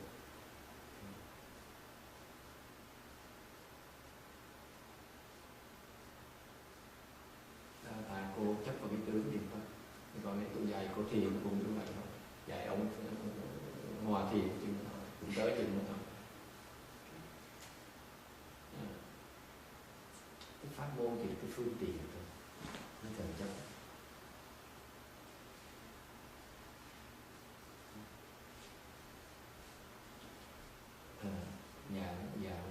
Dạ cho cái hồi nãy cô hiểu tôi giảng đó, tôi giảng cái băn khoăn của bác là bác vẫn chụp vào cái vàng sanh, mong cầu của vàng sanh bằng bất cứ mọi cái giá nào mà đắc được cái vàng sanh. Và bác cũng thấy rằng bác đã kiếm được cái chỗ giúp bác đắc được vàng sanh. Tại nếu như bác chết trước khi tôi thì tôi sẽ giúp bác đi được, còn gì mà lo nữa. Vẫn chưa thấy được đâu. Thành như người tâm vẫn còn hoang mang như thế. Bác năm mươi mấy tuổi rồi, 60 mấy rồi phải không? Tôi trẻ hơn bác 1-2 tuổi. Chắc bác sẽ đi trước tôi rồi đó.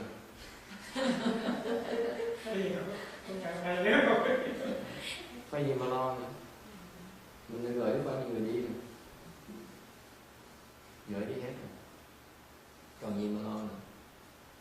Chỉ lo tu thôi. Thầy nói mình tu gì mình tu hết thôi, từ hơi sự mà lo. Hiểu chứ? Đó là cái dạng kẹt của bác, còn bác còn chi. Quý vị nghe quý vị nhiều, nói chứ ngồi đó so đo mà nó sao tu gì mình tu đi bằng sanh, tu đi bằng sanh. Những bao nhiêu người đi bằng sanh rồi, kiếm chỗ nào có được cái chỗ mà dám nói là đi vừa cái vị đi. Có chỗ nào dám nói nữa mà.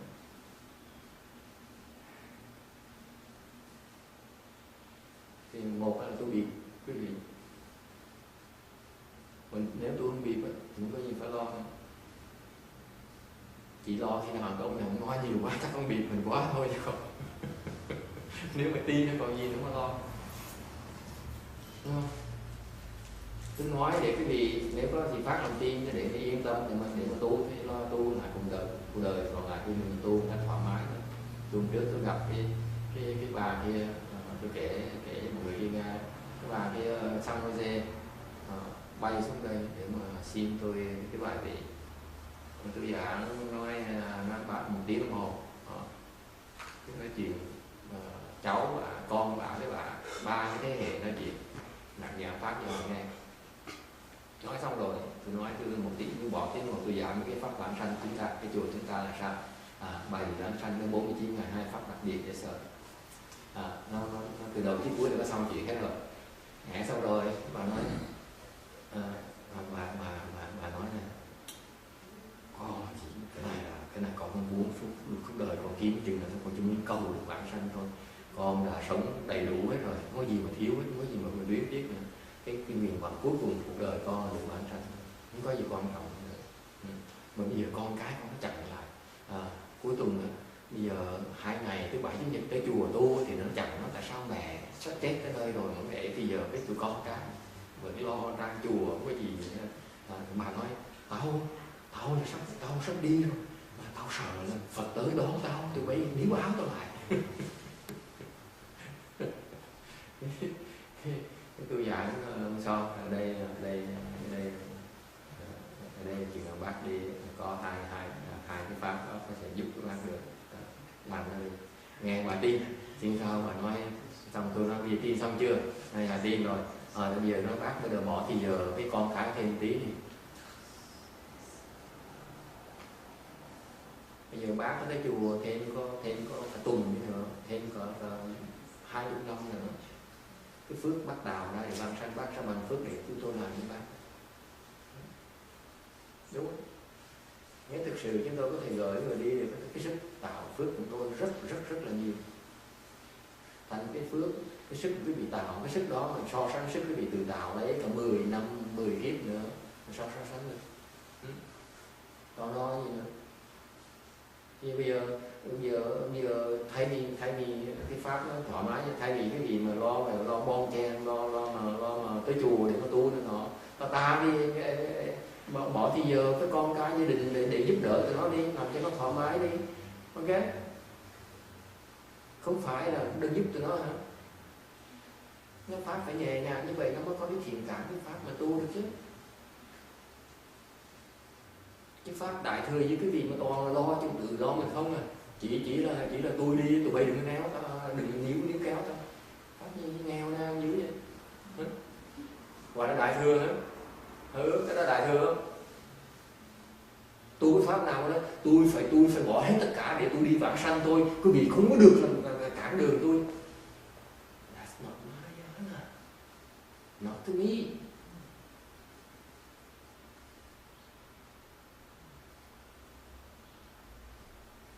Tôi đó không phải đại thừa, cái đó là tiểu thừa, cái đại thừa gì đâu hết, đúng chưa? I explained to you last week. There's a lady who came down here from San Jose. She's in her late 60s, early 70s, and she says, "I have a good life. I travel all over. I've never lacked anything. I don't have no regrets. And towards the end of my life, all I want now is rebirth at all costs, any cost." Okay, so I switched religion. I searched all over, and I became Buddhist. And I go to the temple on the weekends, Saturday and Sundays, 2 days. Okay, not many people would do that. Crazy. I only call crazy people who are willing to do that. And then I start going on Wednesdays, the temple as well. And my children stopped me and they said, Mom, you don't have much time left. Can't you give me some time? Can you give us some time? Okay? We want to spend time with you. She says, no, don't do that to me. Okay? Don't get in my way, get in the way of my obtaining my rebirth. I don't want the Buddha to come, to get to the point when the Buddha comes to greet me and you are holding me back by my feet.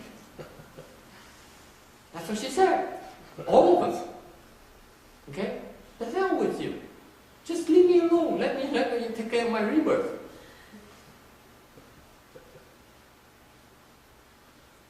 So I explained to her for an hour, her and her two granddaughters and her son. I said, for an hour I explained Dharma, and I said, okay, we have a rebirth Dharma that the two sides that will take care of you before, during, and after. Okay, and so on. So I explained to her, I said, are you happy? She said, yes. And I said, okay, so what do you want? She says, please help me. I said, okay, I helped you. And then I said, will you do something for me? I said, what do you want, Master? Now she's nice to me. I said, will you spend some time with the family for a change? And be nice to them. Because I want them to have a good impression of Mahayana. Because if you go to the temple, even more often, or all the time, for the next 20 years, the next 20 kalpas, the blessings generate for rebirth for yourself cannot be compared to what we can generate for you. So relax. If I promise to take care of you and help you, what have you got to worry about? Instead, I want you to help me by presenting an image of Mahayana that is human, that is caring. It's not selfish. Mahayana is not selfish. Be nice to your family. Spend time with your family. So that they have a good impression of Mahayana. That's helping the Pure Land Dharma door. It's a lot more useful that way, the Pure Land Dharma door, than going to the temple and recite the Buddha's name. He said, yeah, I think about it. Think about it. Yeah, I think about it.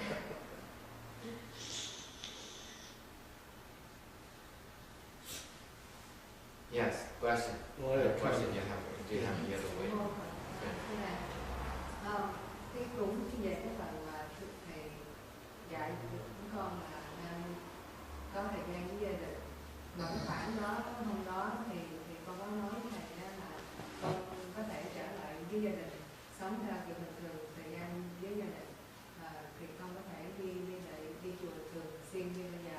Thì nói thầy sẽ giảng cho chúng con phần sau. Hôm nay có thầy có thời gian giảng cho chúng con phần đó. He says, so you keep on telling us, spend more time with your family, but I'm concerned about that because it might get in the way of my cultivation. No, it won't. No, it won't.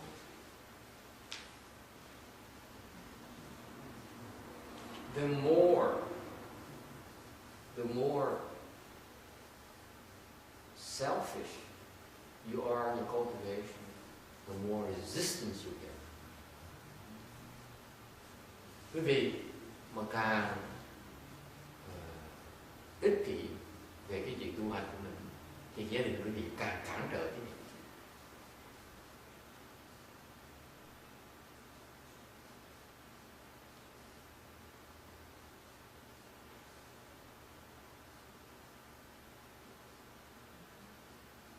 Okay?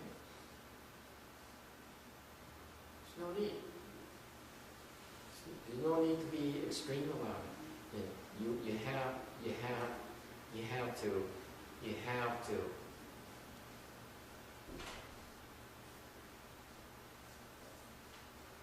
change your ways, because before you approached it the wrong way because you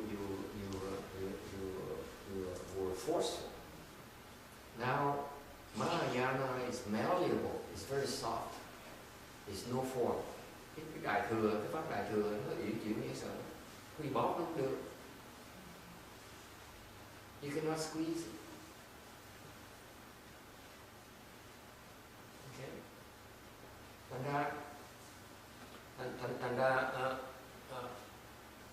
the message to you, to all of you, is that I want you to understand, consider cultivation as a form of caring for the people around you. Cái pháp tu hành của mình đó, là cái pháp là mình tu để mình mở trí huệ ra, để mình thương yêu những người xung quanh mình. Because you are lay people, quý vị là người tại gia. You're not like me. I'm sever everything. Tôi chặt hết tất cả là khác, pháp tôi là pháp khác. Còn cái vị mà còn cái vỏ mà tài gia đó, as long as you're a lay person, you need to learn to be nice to your family and take care of your family. That's Mahayana. Mahayana teaches you to be a better mother, a better father, a better friend, okay, a better sister. Okay, that's Mahayana. It teaches me to be a better monk. It's a different dharma for different people. Cái pháp mọi người nó khác. Okay?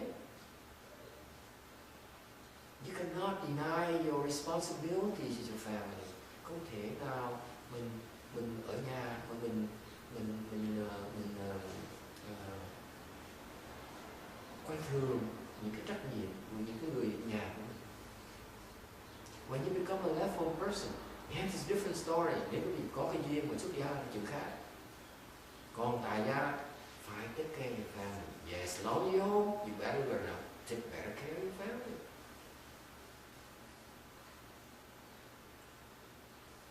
Okay? That's just how I feel about it.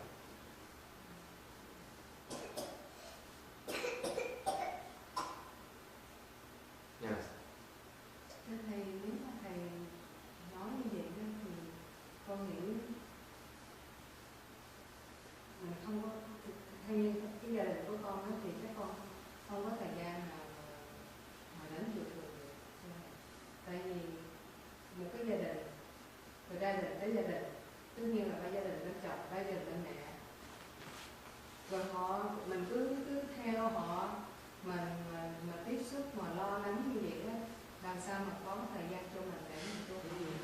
I'm not saying you must spend all your time with your family. Not at all. Did I say that? Tôi đâu có nói quý vị phải bỏ hết tất cả thời giờ quý vị cho gia đình quý vị đâu. Never said that. Nhưng mà cái đó là cái những người chung quanh của mình.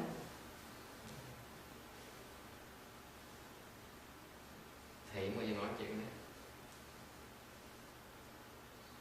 I'm talking about you spending quality time with your family, not quantity time with your family. Mình biết khéo léo chứ, mình chọn cái thời giờ quý báu mình với gia đình mình cho hết tất cả những người gia đình mình. Thì giờ phải là cái giá trị chứ đâu phải là số lượng, chứ phải nhiều là tốt đâu.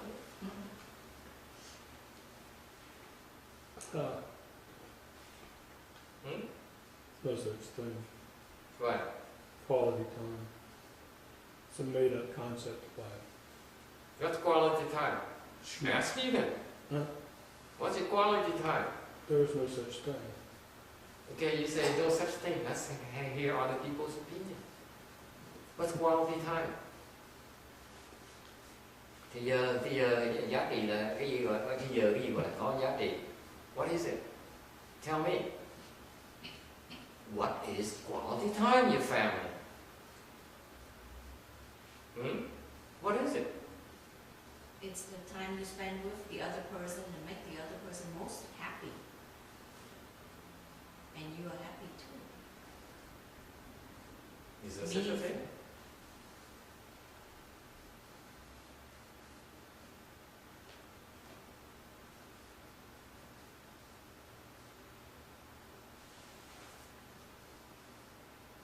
Quality time, I submit to you, it is time you spend on solving the problems. Not your problems, their problems.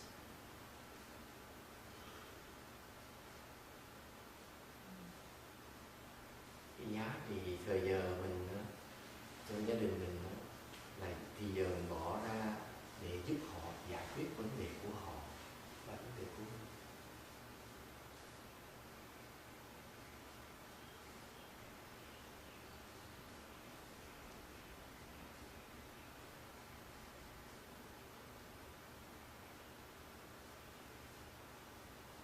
You buy that? You No. buy that? You buy that? A little bit. Huh? It's a completely false concept, quality time. And so you're talking about actions, not time. You know, those actions don't change the time. Time is immutable. But it's nice if you try to solve their problems instead of expecting them to solve your problems. That's nicer. That has to do with behavior, not time. Why is that? You're asking the wrong question. I'm not asking the stuck question, on the I'm making an concept. assertion. You're stuck on your viewpoint. You should pursue me until and reveal the flaws of my logic, not show the strength of your logic. In debate, my friend, you have to beat my rationale. You cannot win unless you beat me. I admit that you win. Otherwise, it go on forever and on and on and on. Does it make sense? What's wrong with my rationale? You should say, okay, so why does I have to solve their problem, not my problem? Because you're smarter and you're wiser than they are. Well, I'm not disagreeing with that. And therefore, That- I'm the just wise saying- ones have to solve the other people's problems, Of not course, yours. of course, that's right, but that has nothing to do with time. That's That what, is time right there. Time that you spend on doing constructive things by solving the problems. That's quality time. It's not BS time.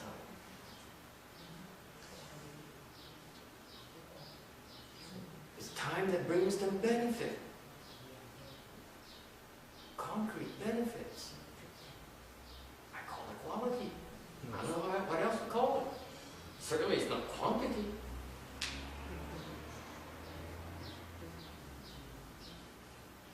we're still talking about behavior, not time. It's okay, you can look at it that way. You're just wrong.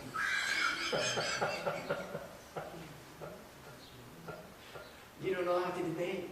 You have to destroy my position. You're not destroying. But your position is correct, it's just that it's not time. Everything you're saying about actions is absolutely right. I'm not arguing about that. To act requires time. Okay. How can you act without spending enough time acting, carrying out your plans of action?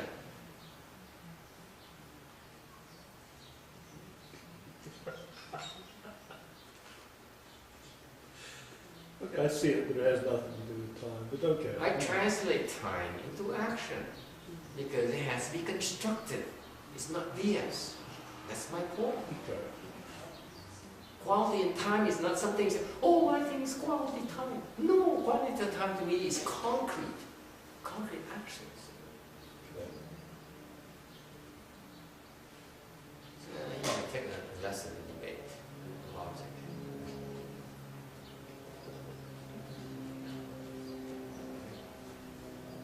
Okay, thì giờ cái giá trị thì giờ thì là mình bỏ thì giờ mình giúp những người xung quanh mình đó, giải quyết vấn đề của họ. Tại sao gọi là giá trị thì giờ có giá trị?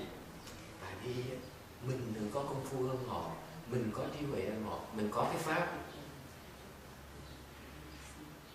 Thành ra mình có thể giúp họ giải quyết vấn đề họ dễ dàng, họ có thể tự giải quyết đấy.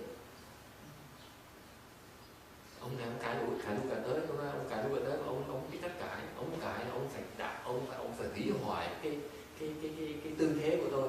Chứ ông nói là tôi không đồng ý với tư thế tôi đâu có đủ, ông nói là tôi sai, ông mới thắng được tôi chứ, ông mới thắng tôi, ông nói tôi sai chứ. Thì tôi dặn gì ông nói thầy nói như vậy là thầy nói đúng, cái lý do là đúng, nó là về cái hành động chứ không phải là về thì giờ, không có gì lý do, không có liên quan tới thì giờ. Tôi nói tôi dùng cái chữ hành động tại vì cái thì giờ đó muốn làm những việc đó tốn thời giờ mới làm được. Tôi nói rõ ràng, tôi giảng nghĩ cái thời giờ có cái hành động để cho nó là cái nó thực hiện, chứ phải chỉ nói lời nói thôi. Mình bỏ thời giờ mình làm những chuyện để làm lợi người khác, thì người ta thấy rõ ràng cái thời giờ mình làm đó có lợi cho họ, nó thực tế cho họ, chứ phải nói chuyện nó cơ khớp. Bên ngoài có giá trị cho người ta chứ. Người ta đặt cái giá trị ở chỗ người ta lợi được, người ta mới thấy giá trị, không phải mình làm cho mình.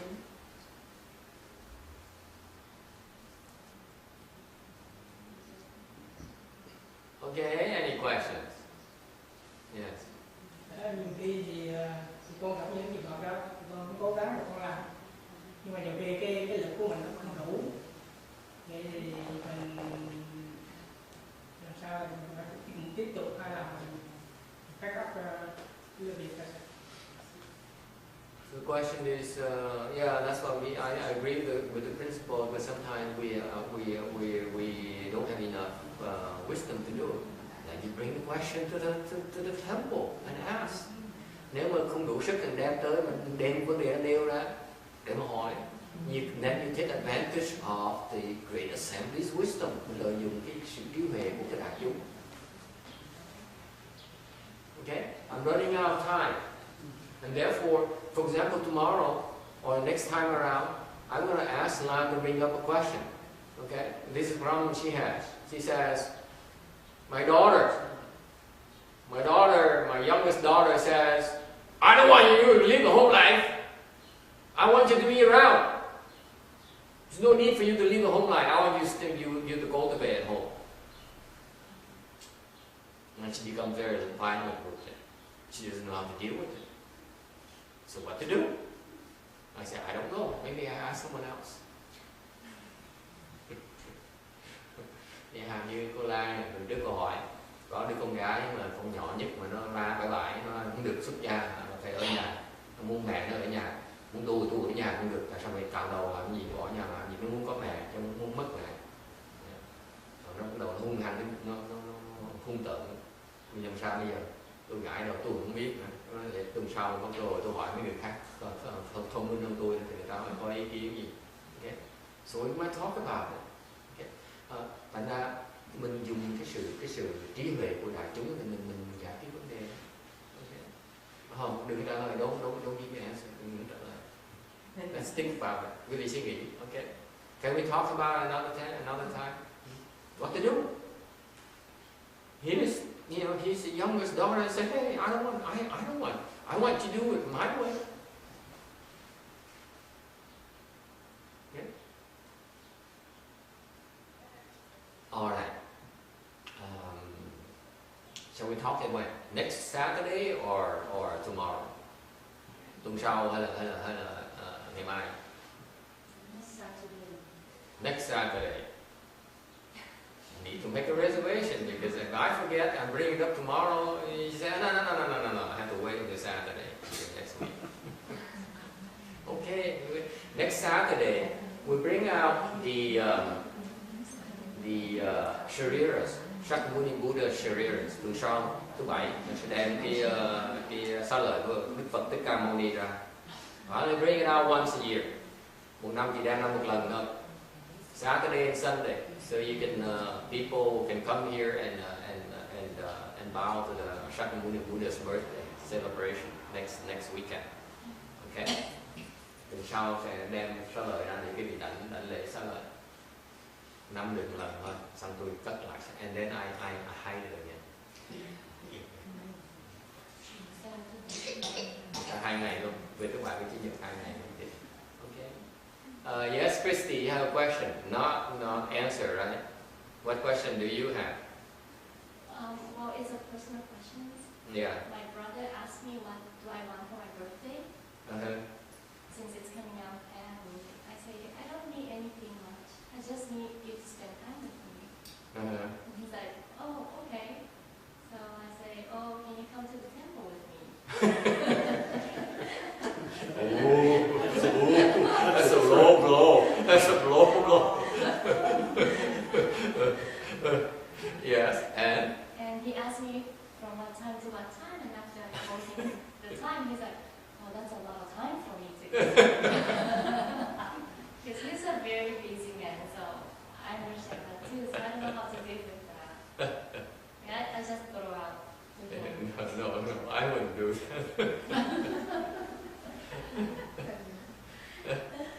No, it's sweet of you. I think he likes it when you talk like that. I would ask for a Ferrari or something like that, but that's me. It's for the people who are not interested in religion or something like that.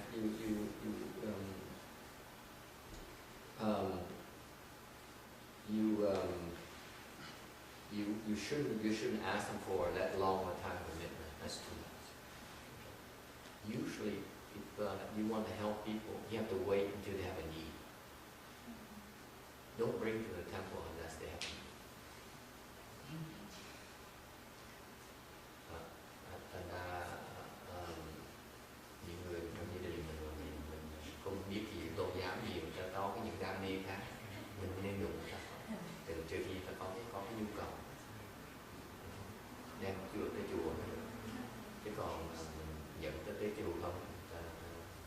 For example, what need are we talking about? For example, like you did, we say, just want to spend time with you, but not for a day. Just show up for go and bow to the Buddha, and maybe have lunch. Okay, maybe listen for a few minutes and then have him leave. That's fine too. I wouldn't go for anything longer than that. That is quality time. Okay? Be smart. You have to go very slow, baby steps. Okay? And that's what I would do. Okay? No long stretches. Very short. Alright. Trước tiên là những người mà ta thích tới chùa, ta tới một tí để ta sức cái chừng nữa thôi. Tới tí xíu lạy Phật, rồi ăn trưa rồi. You show them the pleasure. You see, what happened is this. I tell you why you want to do that. You want to do that because he's curious about what draws you to the temple. So you're revealing, you're sharing the part of your life that he doesn't know about. Your feeling he doesn't know about. So it's a gift. It's a form of sharing, and it's great. He'll appreciate it. That is quality time. as long as he gets to understand you better. Okay? But don't overdo it. It's more like showing why, why you like it so much. Why you spend time doing it this way. Because they worry, they wonder, what is it that draws you or what turns you on about these things. So you find a way to explain to them why you invest time in your life to do these things. Okay? It's going to help them tremendously. Tôi khuyên những cái người mà họ chỉ giờ tới chùa đó, phải cẩn thận với người gia đình của mình có cái cơ hội thì mình cho tôi thấy cái khía cạnh tại sao chúng ta hiểu được tại sao họ chỉ giờ tới chùa. Okay, I give an example. Very, very concrete example. My brothers came to see me a few months ago. Mấy tháng trước, có mấy người anh em tới chùa, tới thăm. Okay, they came to visit my mother. They go home here. Tới để thăm mẹ thôi. And I happened to be here. That's why they wanted to see me as well. Rồi sẵn tôi ở đây, họ muốn gặp tôi. And I was busy, so I had to wait for 3 hours. Tôi bận quá. Thành họ phải đợi tôi 3 tiếng đồng hồ. Okay. And when I was done lecturing on the weekend, sau khi mà tôi giảng xong cái buổi chiều rồi thì tôi mới nói chuyện với hai người em rồi tôi get to speak with them. I spoke with them. And you know what I did? I explained to them what it's about. So I started telling them about what they wanted to hear. I joked with them. I explained what I do in under their eyes. They like to do certain things, so I explain Buddhism I explain my activities from their perspective.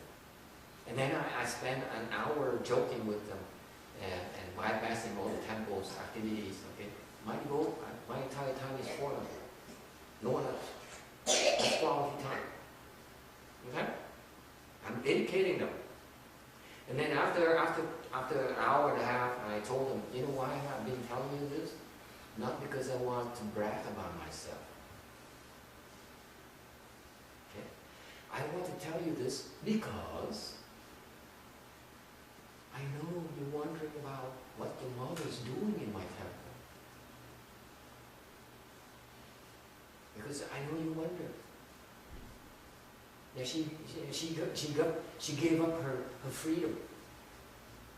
She gave up and submitted herself to my program. So I want you to see what she's getting into and whether it makes sense for you or not.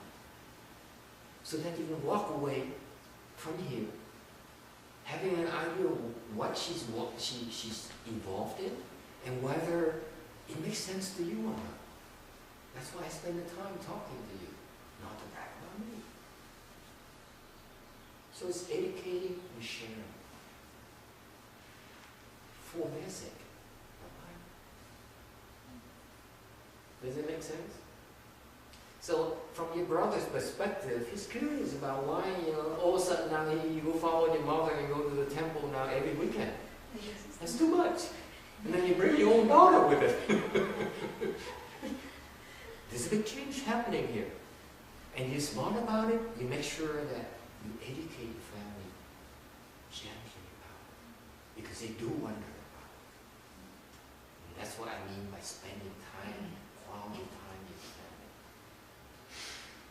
Resolving their needs to know.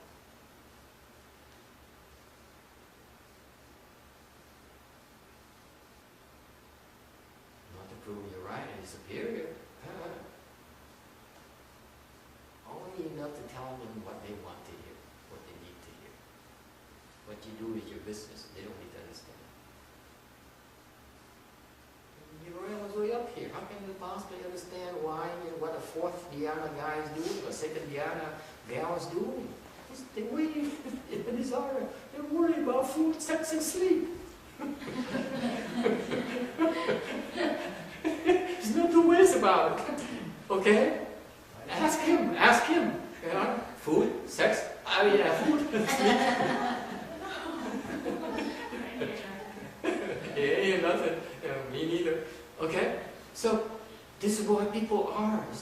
talking about where you are. They have no idea. They have no clue. Thành mình phải biết khéo léo. Cái người gia đình mình ta thắc mắc tại sao tôi bỏ tới giờ cũng như lo làm việc, làm lo tới giờ cái là chạy tới chùa. Ta thắc mắc ủa cái chùa cái gì mà lạ như mà dám lấy tới giờ của cái người này cũng trong cái trình của tôi sẽ giảng đi từ từ ta thấy về cái phương diện của họ thôi. Sao họ thấy được cái trình độ mình được mình trình độ họ chỉ còn thấy được ăn ngủ với là tình dục thôi. Phải nói về chuyện ăn ngủ tình dục thôi, nói chuyện khác là cái gì đúng cái đó bây giờ không có giá trị giải quyết cho họ để phải giải quyết cho mình. Hiểu không ra họ có những cái thắc mắc, có những cái nghi vấn, họ có những cái hoang mang tại sao một người có thể thu hút được người mẹ của mình, người vợ của mình. Phải hiểu từ từ cho thấy được đấy. Hiểu chưa? Không thôi người ta sẽ thắc mắc tại sao dành thì giờ của tôi, tại sao tôi phải hy sinh thì giờ của mẹ tôi, vợ tôi cho cái chùa làm cái gì? Phải hy sinh nhưng mà có lợi chứ đâu, cái lợi cho con. Từ từ nó sẽ thấy, tôi biết khéo lắm, từ từ chuyện từ từ. Còn mình cứ chạy quanh hoài, người ta cứ tới cái dí mình hoài, nó tại sao rồi, hiểu chưa? Cái đó là khéo léo của mình.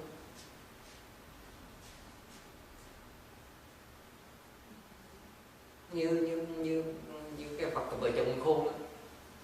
Hai người con gái với con dâu, con rể mới từ xa từ bên Phi Châu về một cái là dụ nó tới chùa một cái để làm gì, để thầy nó pháp cho mình nghe. Thầy nó pháp cho nghe xong nhóc nó đứng lên cửa nó nói cái này hay, cái này có vẻ được rồi nghe. Nói anh câu nó khen nó là tôi là theo cái dòng cái tôn giáo Do Thái mà tôi nghĩ là trong con tôi có thể Phật giáo cũng có vẻ có lý hơn. Lớn lắm chứ.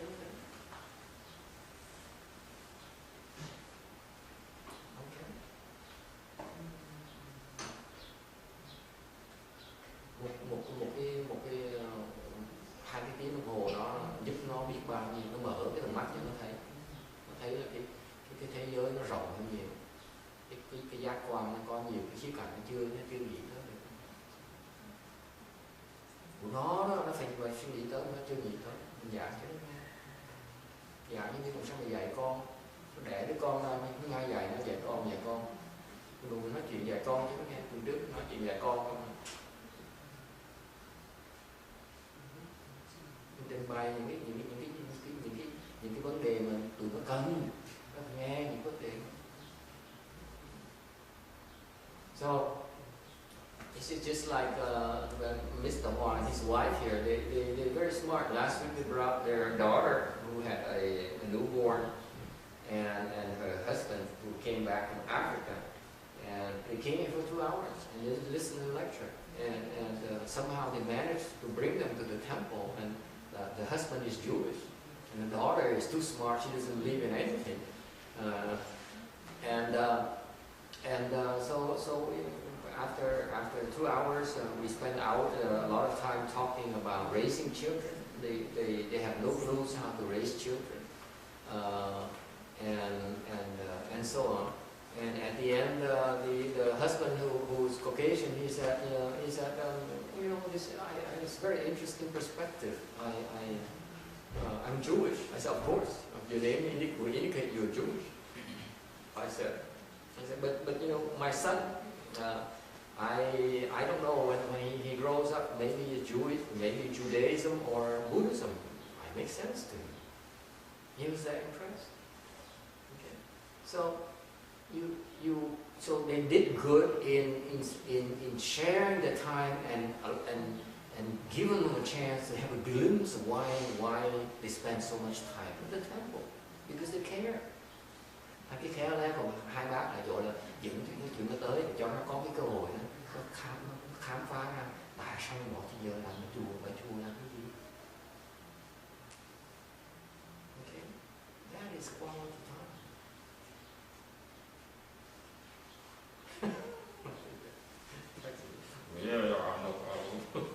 Okay, you're the master.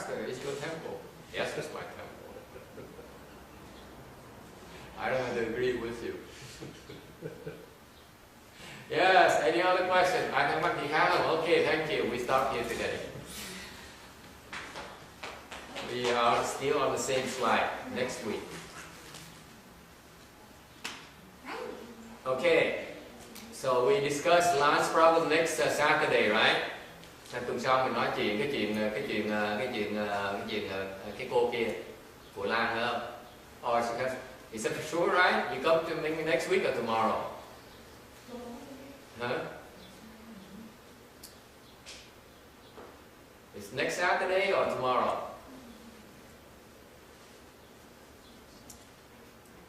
Everyone's so excited. Yeah.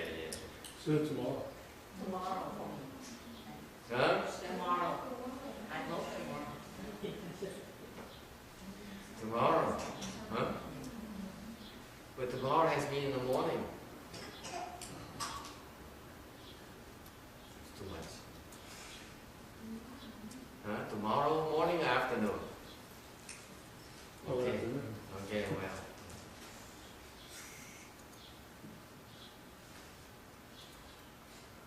Okay, let's do the transference.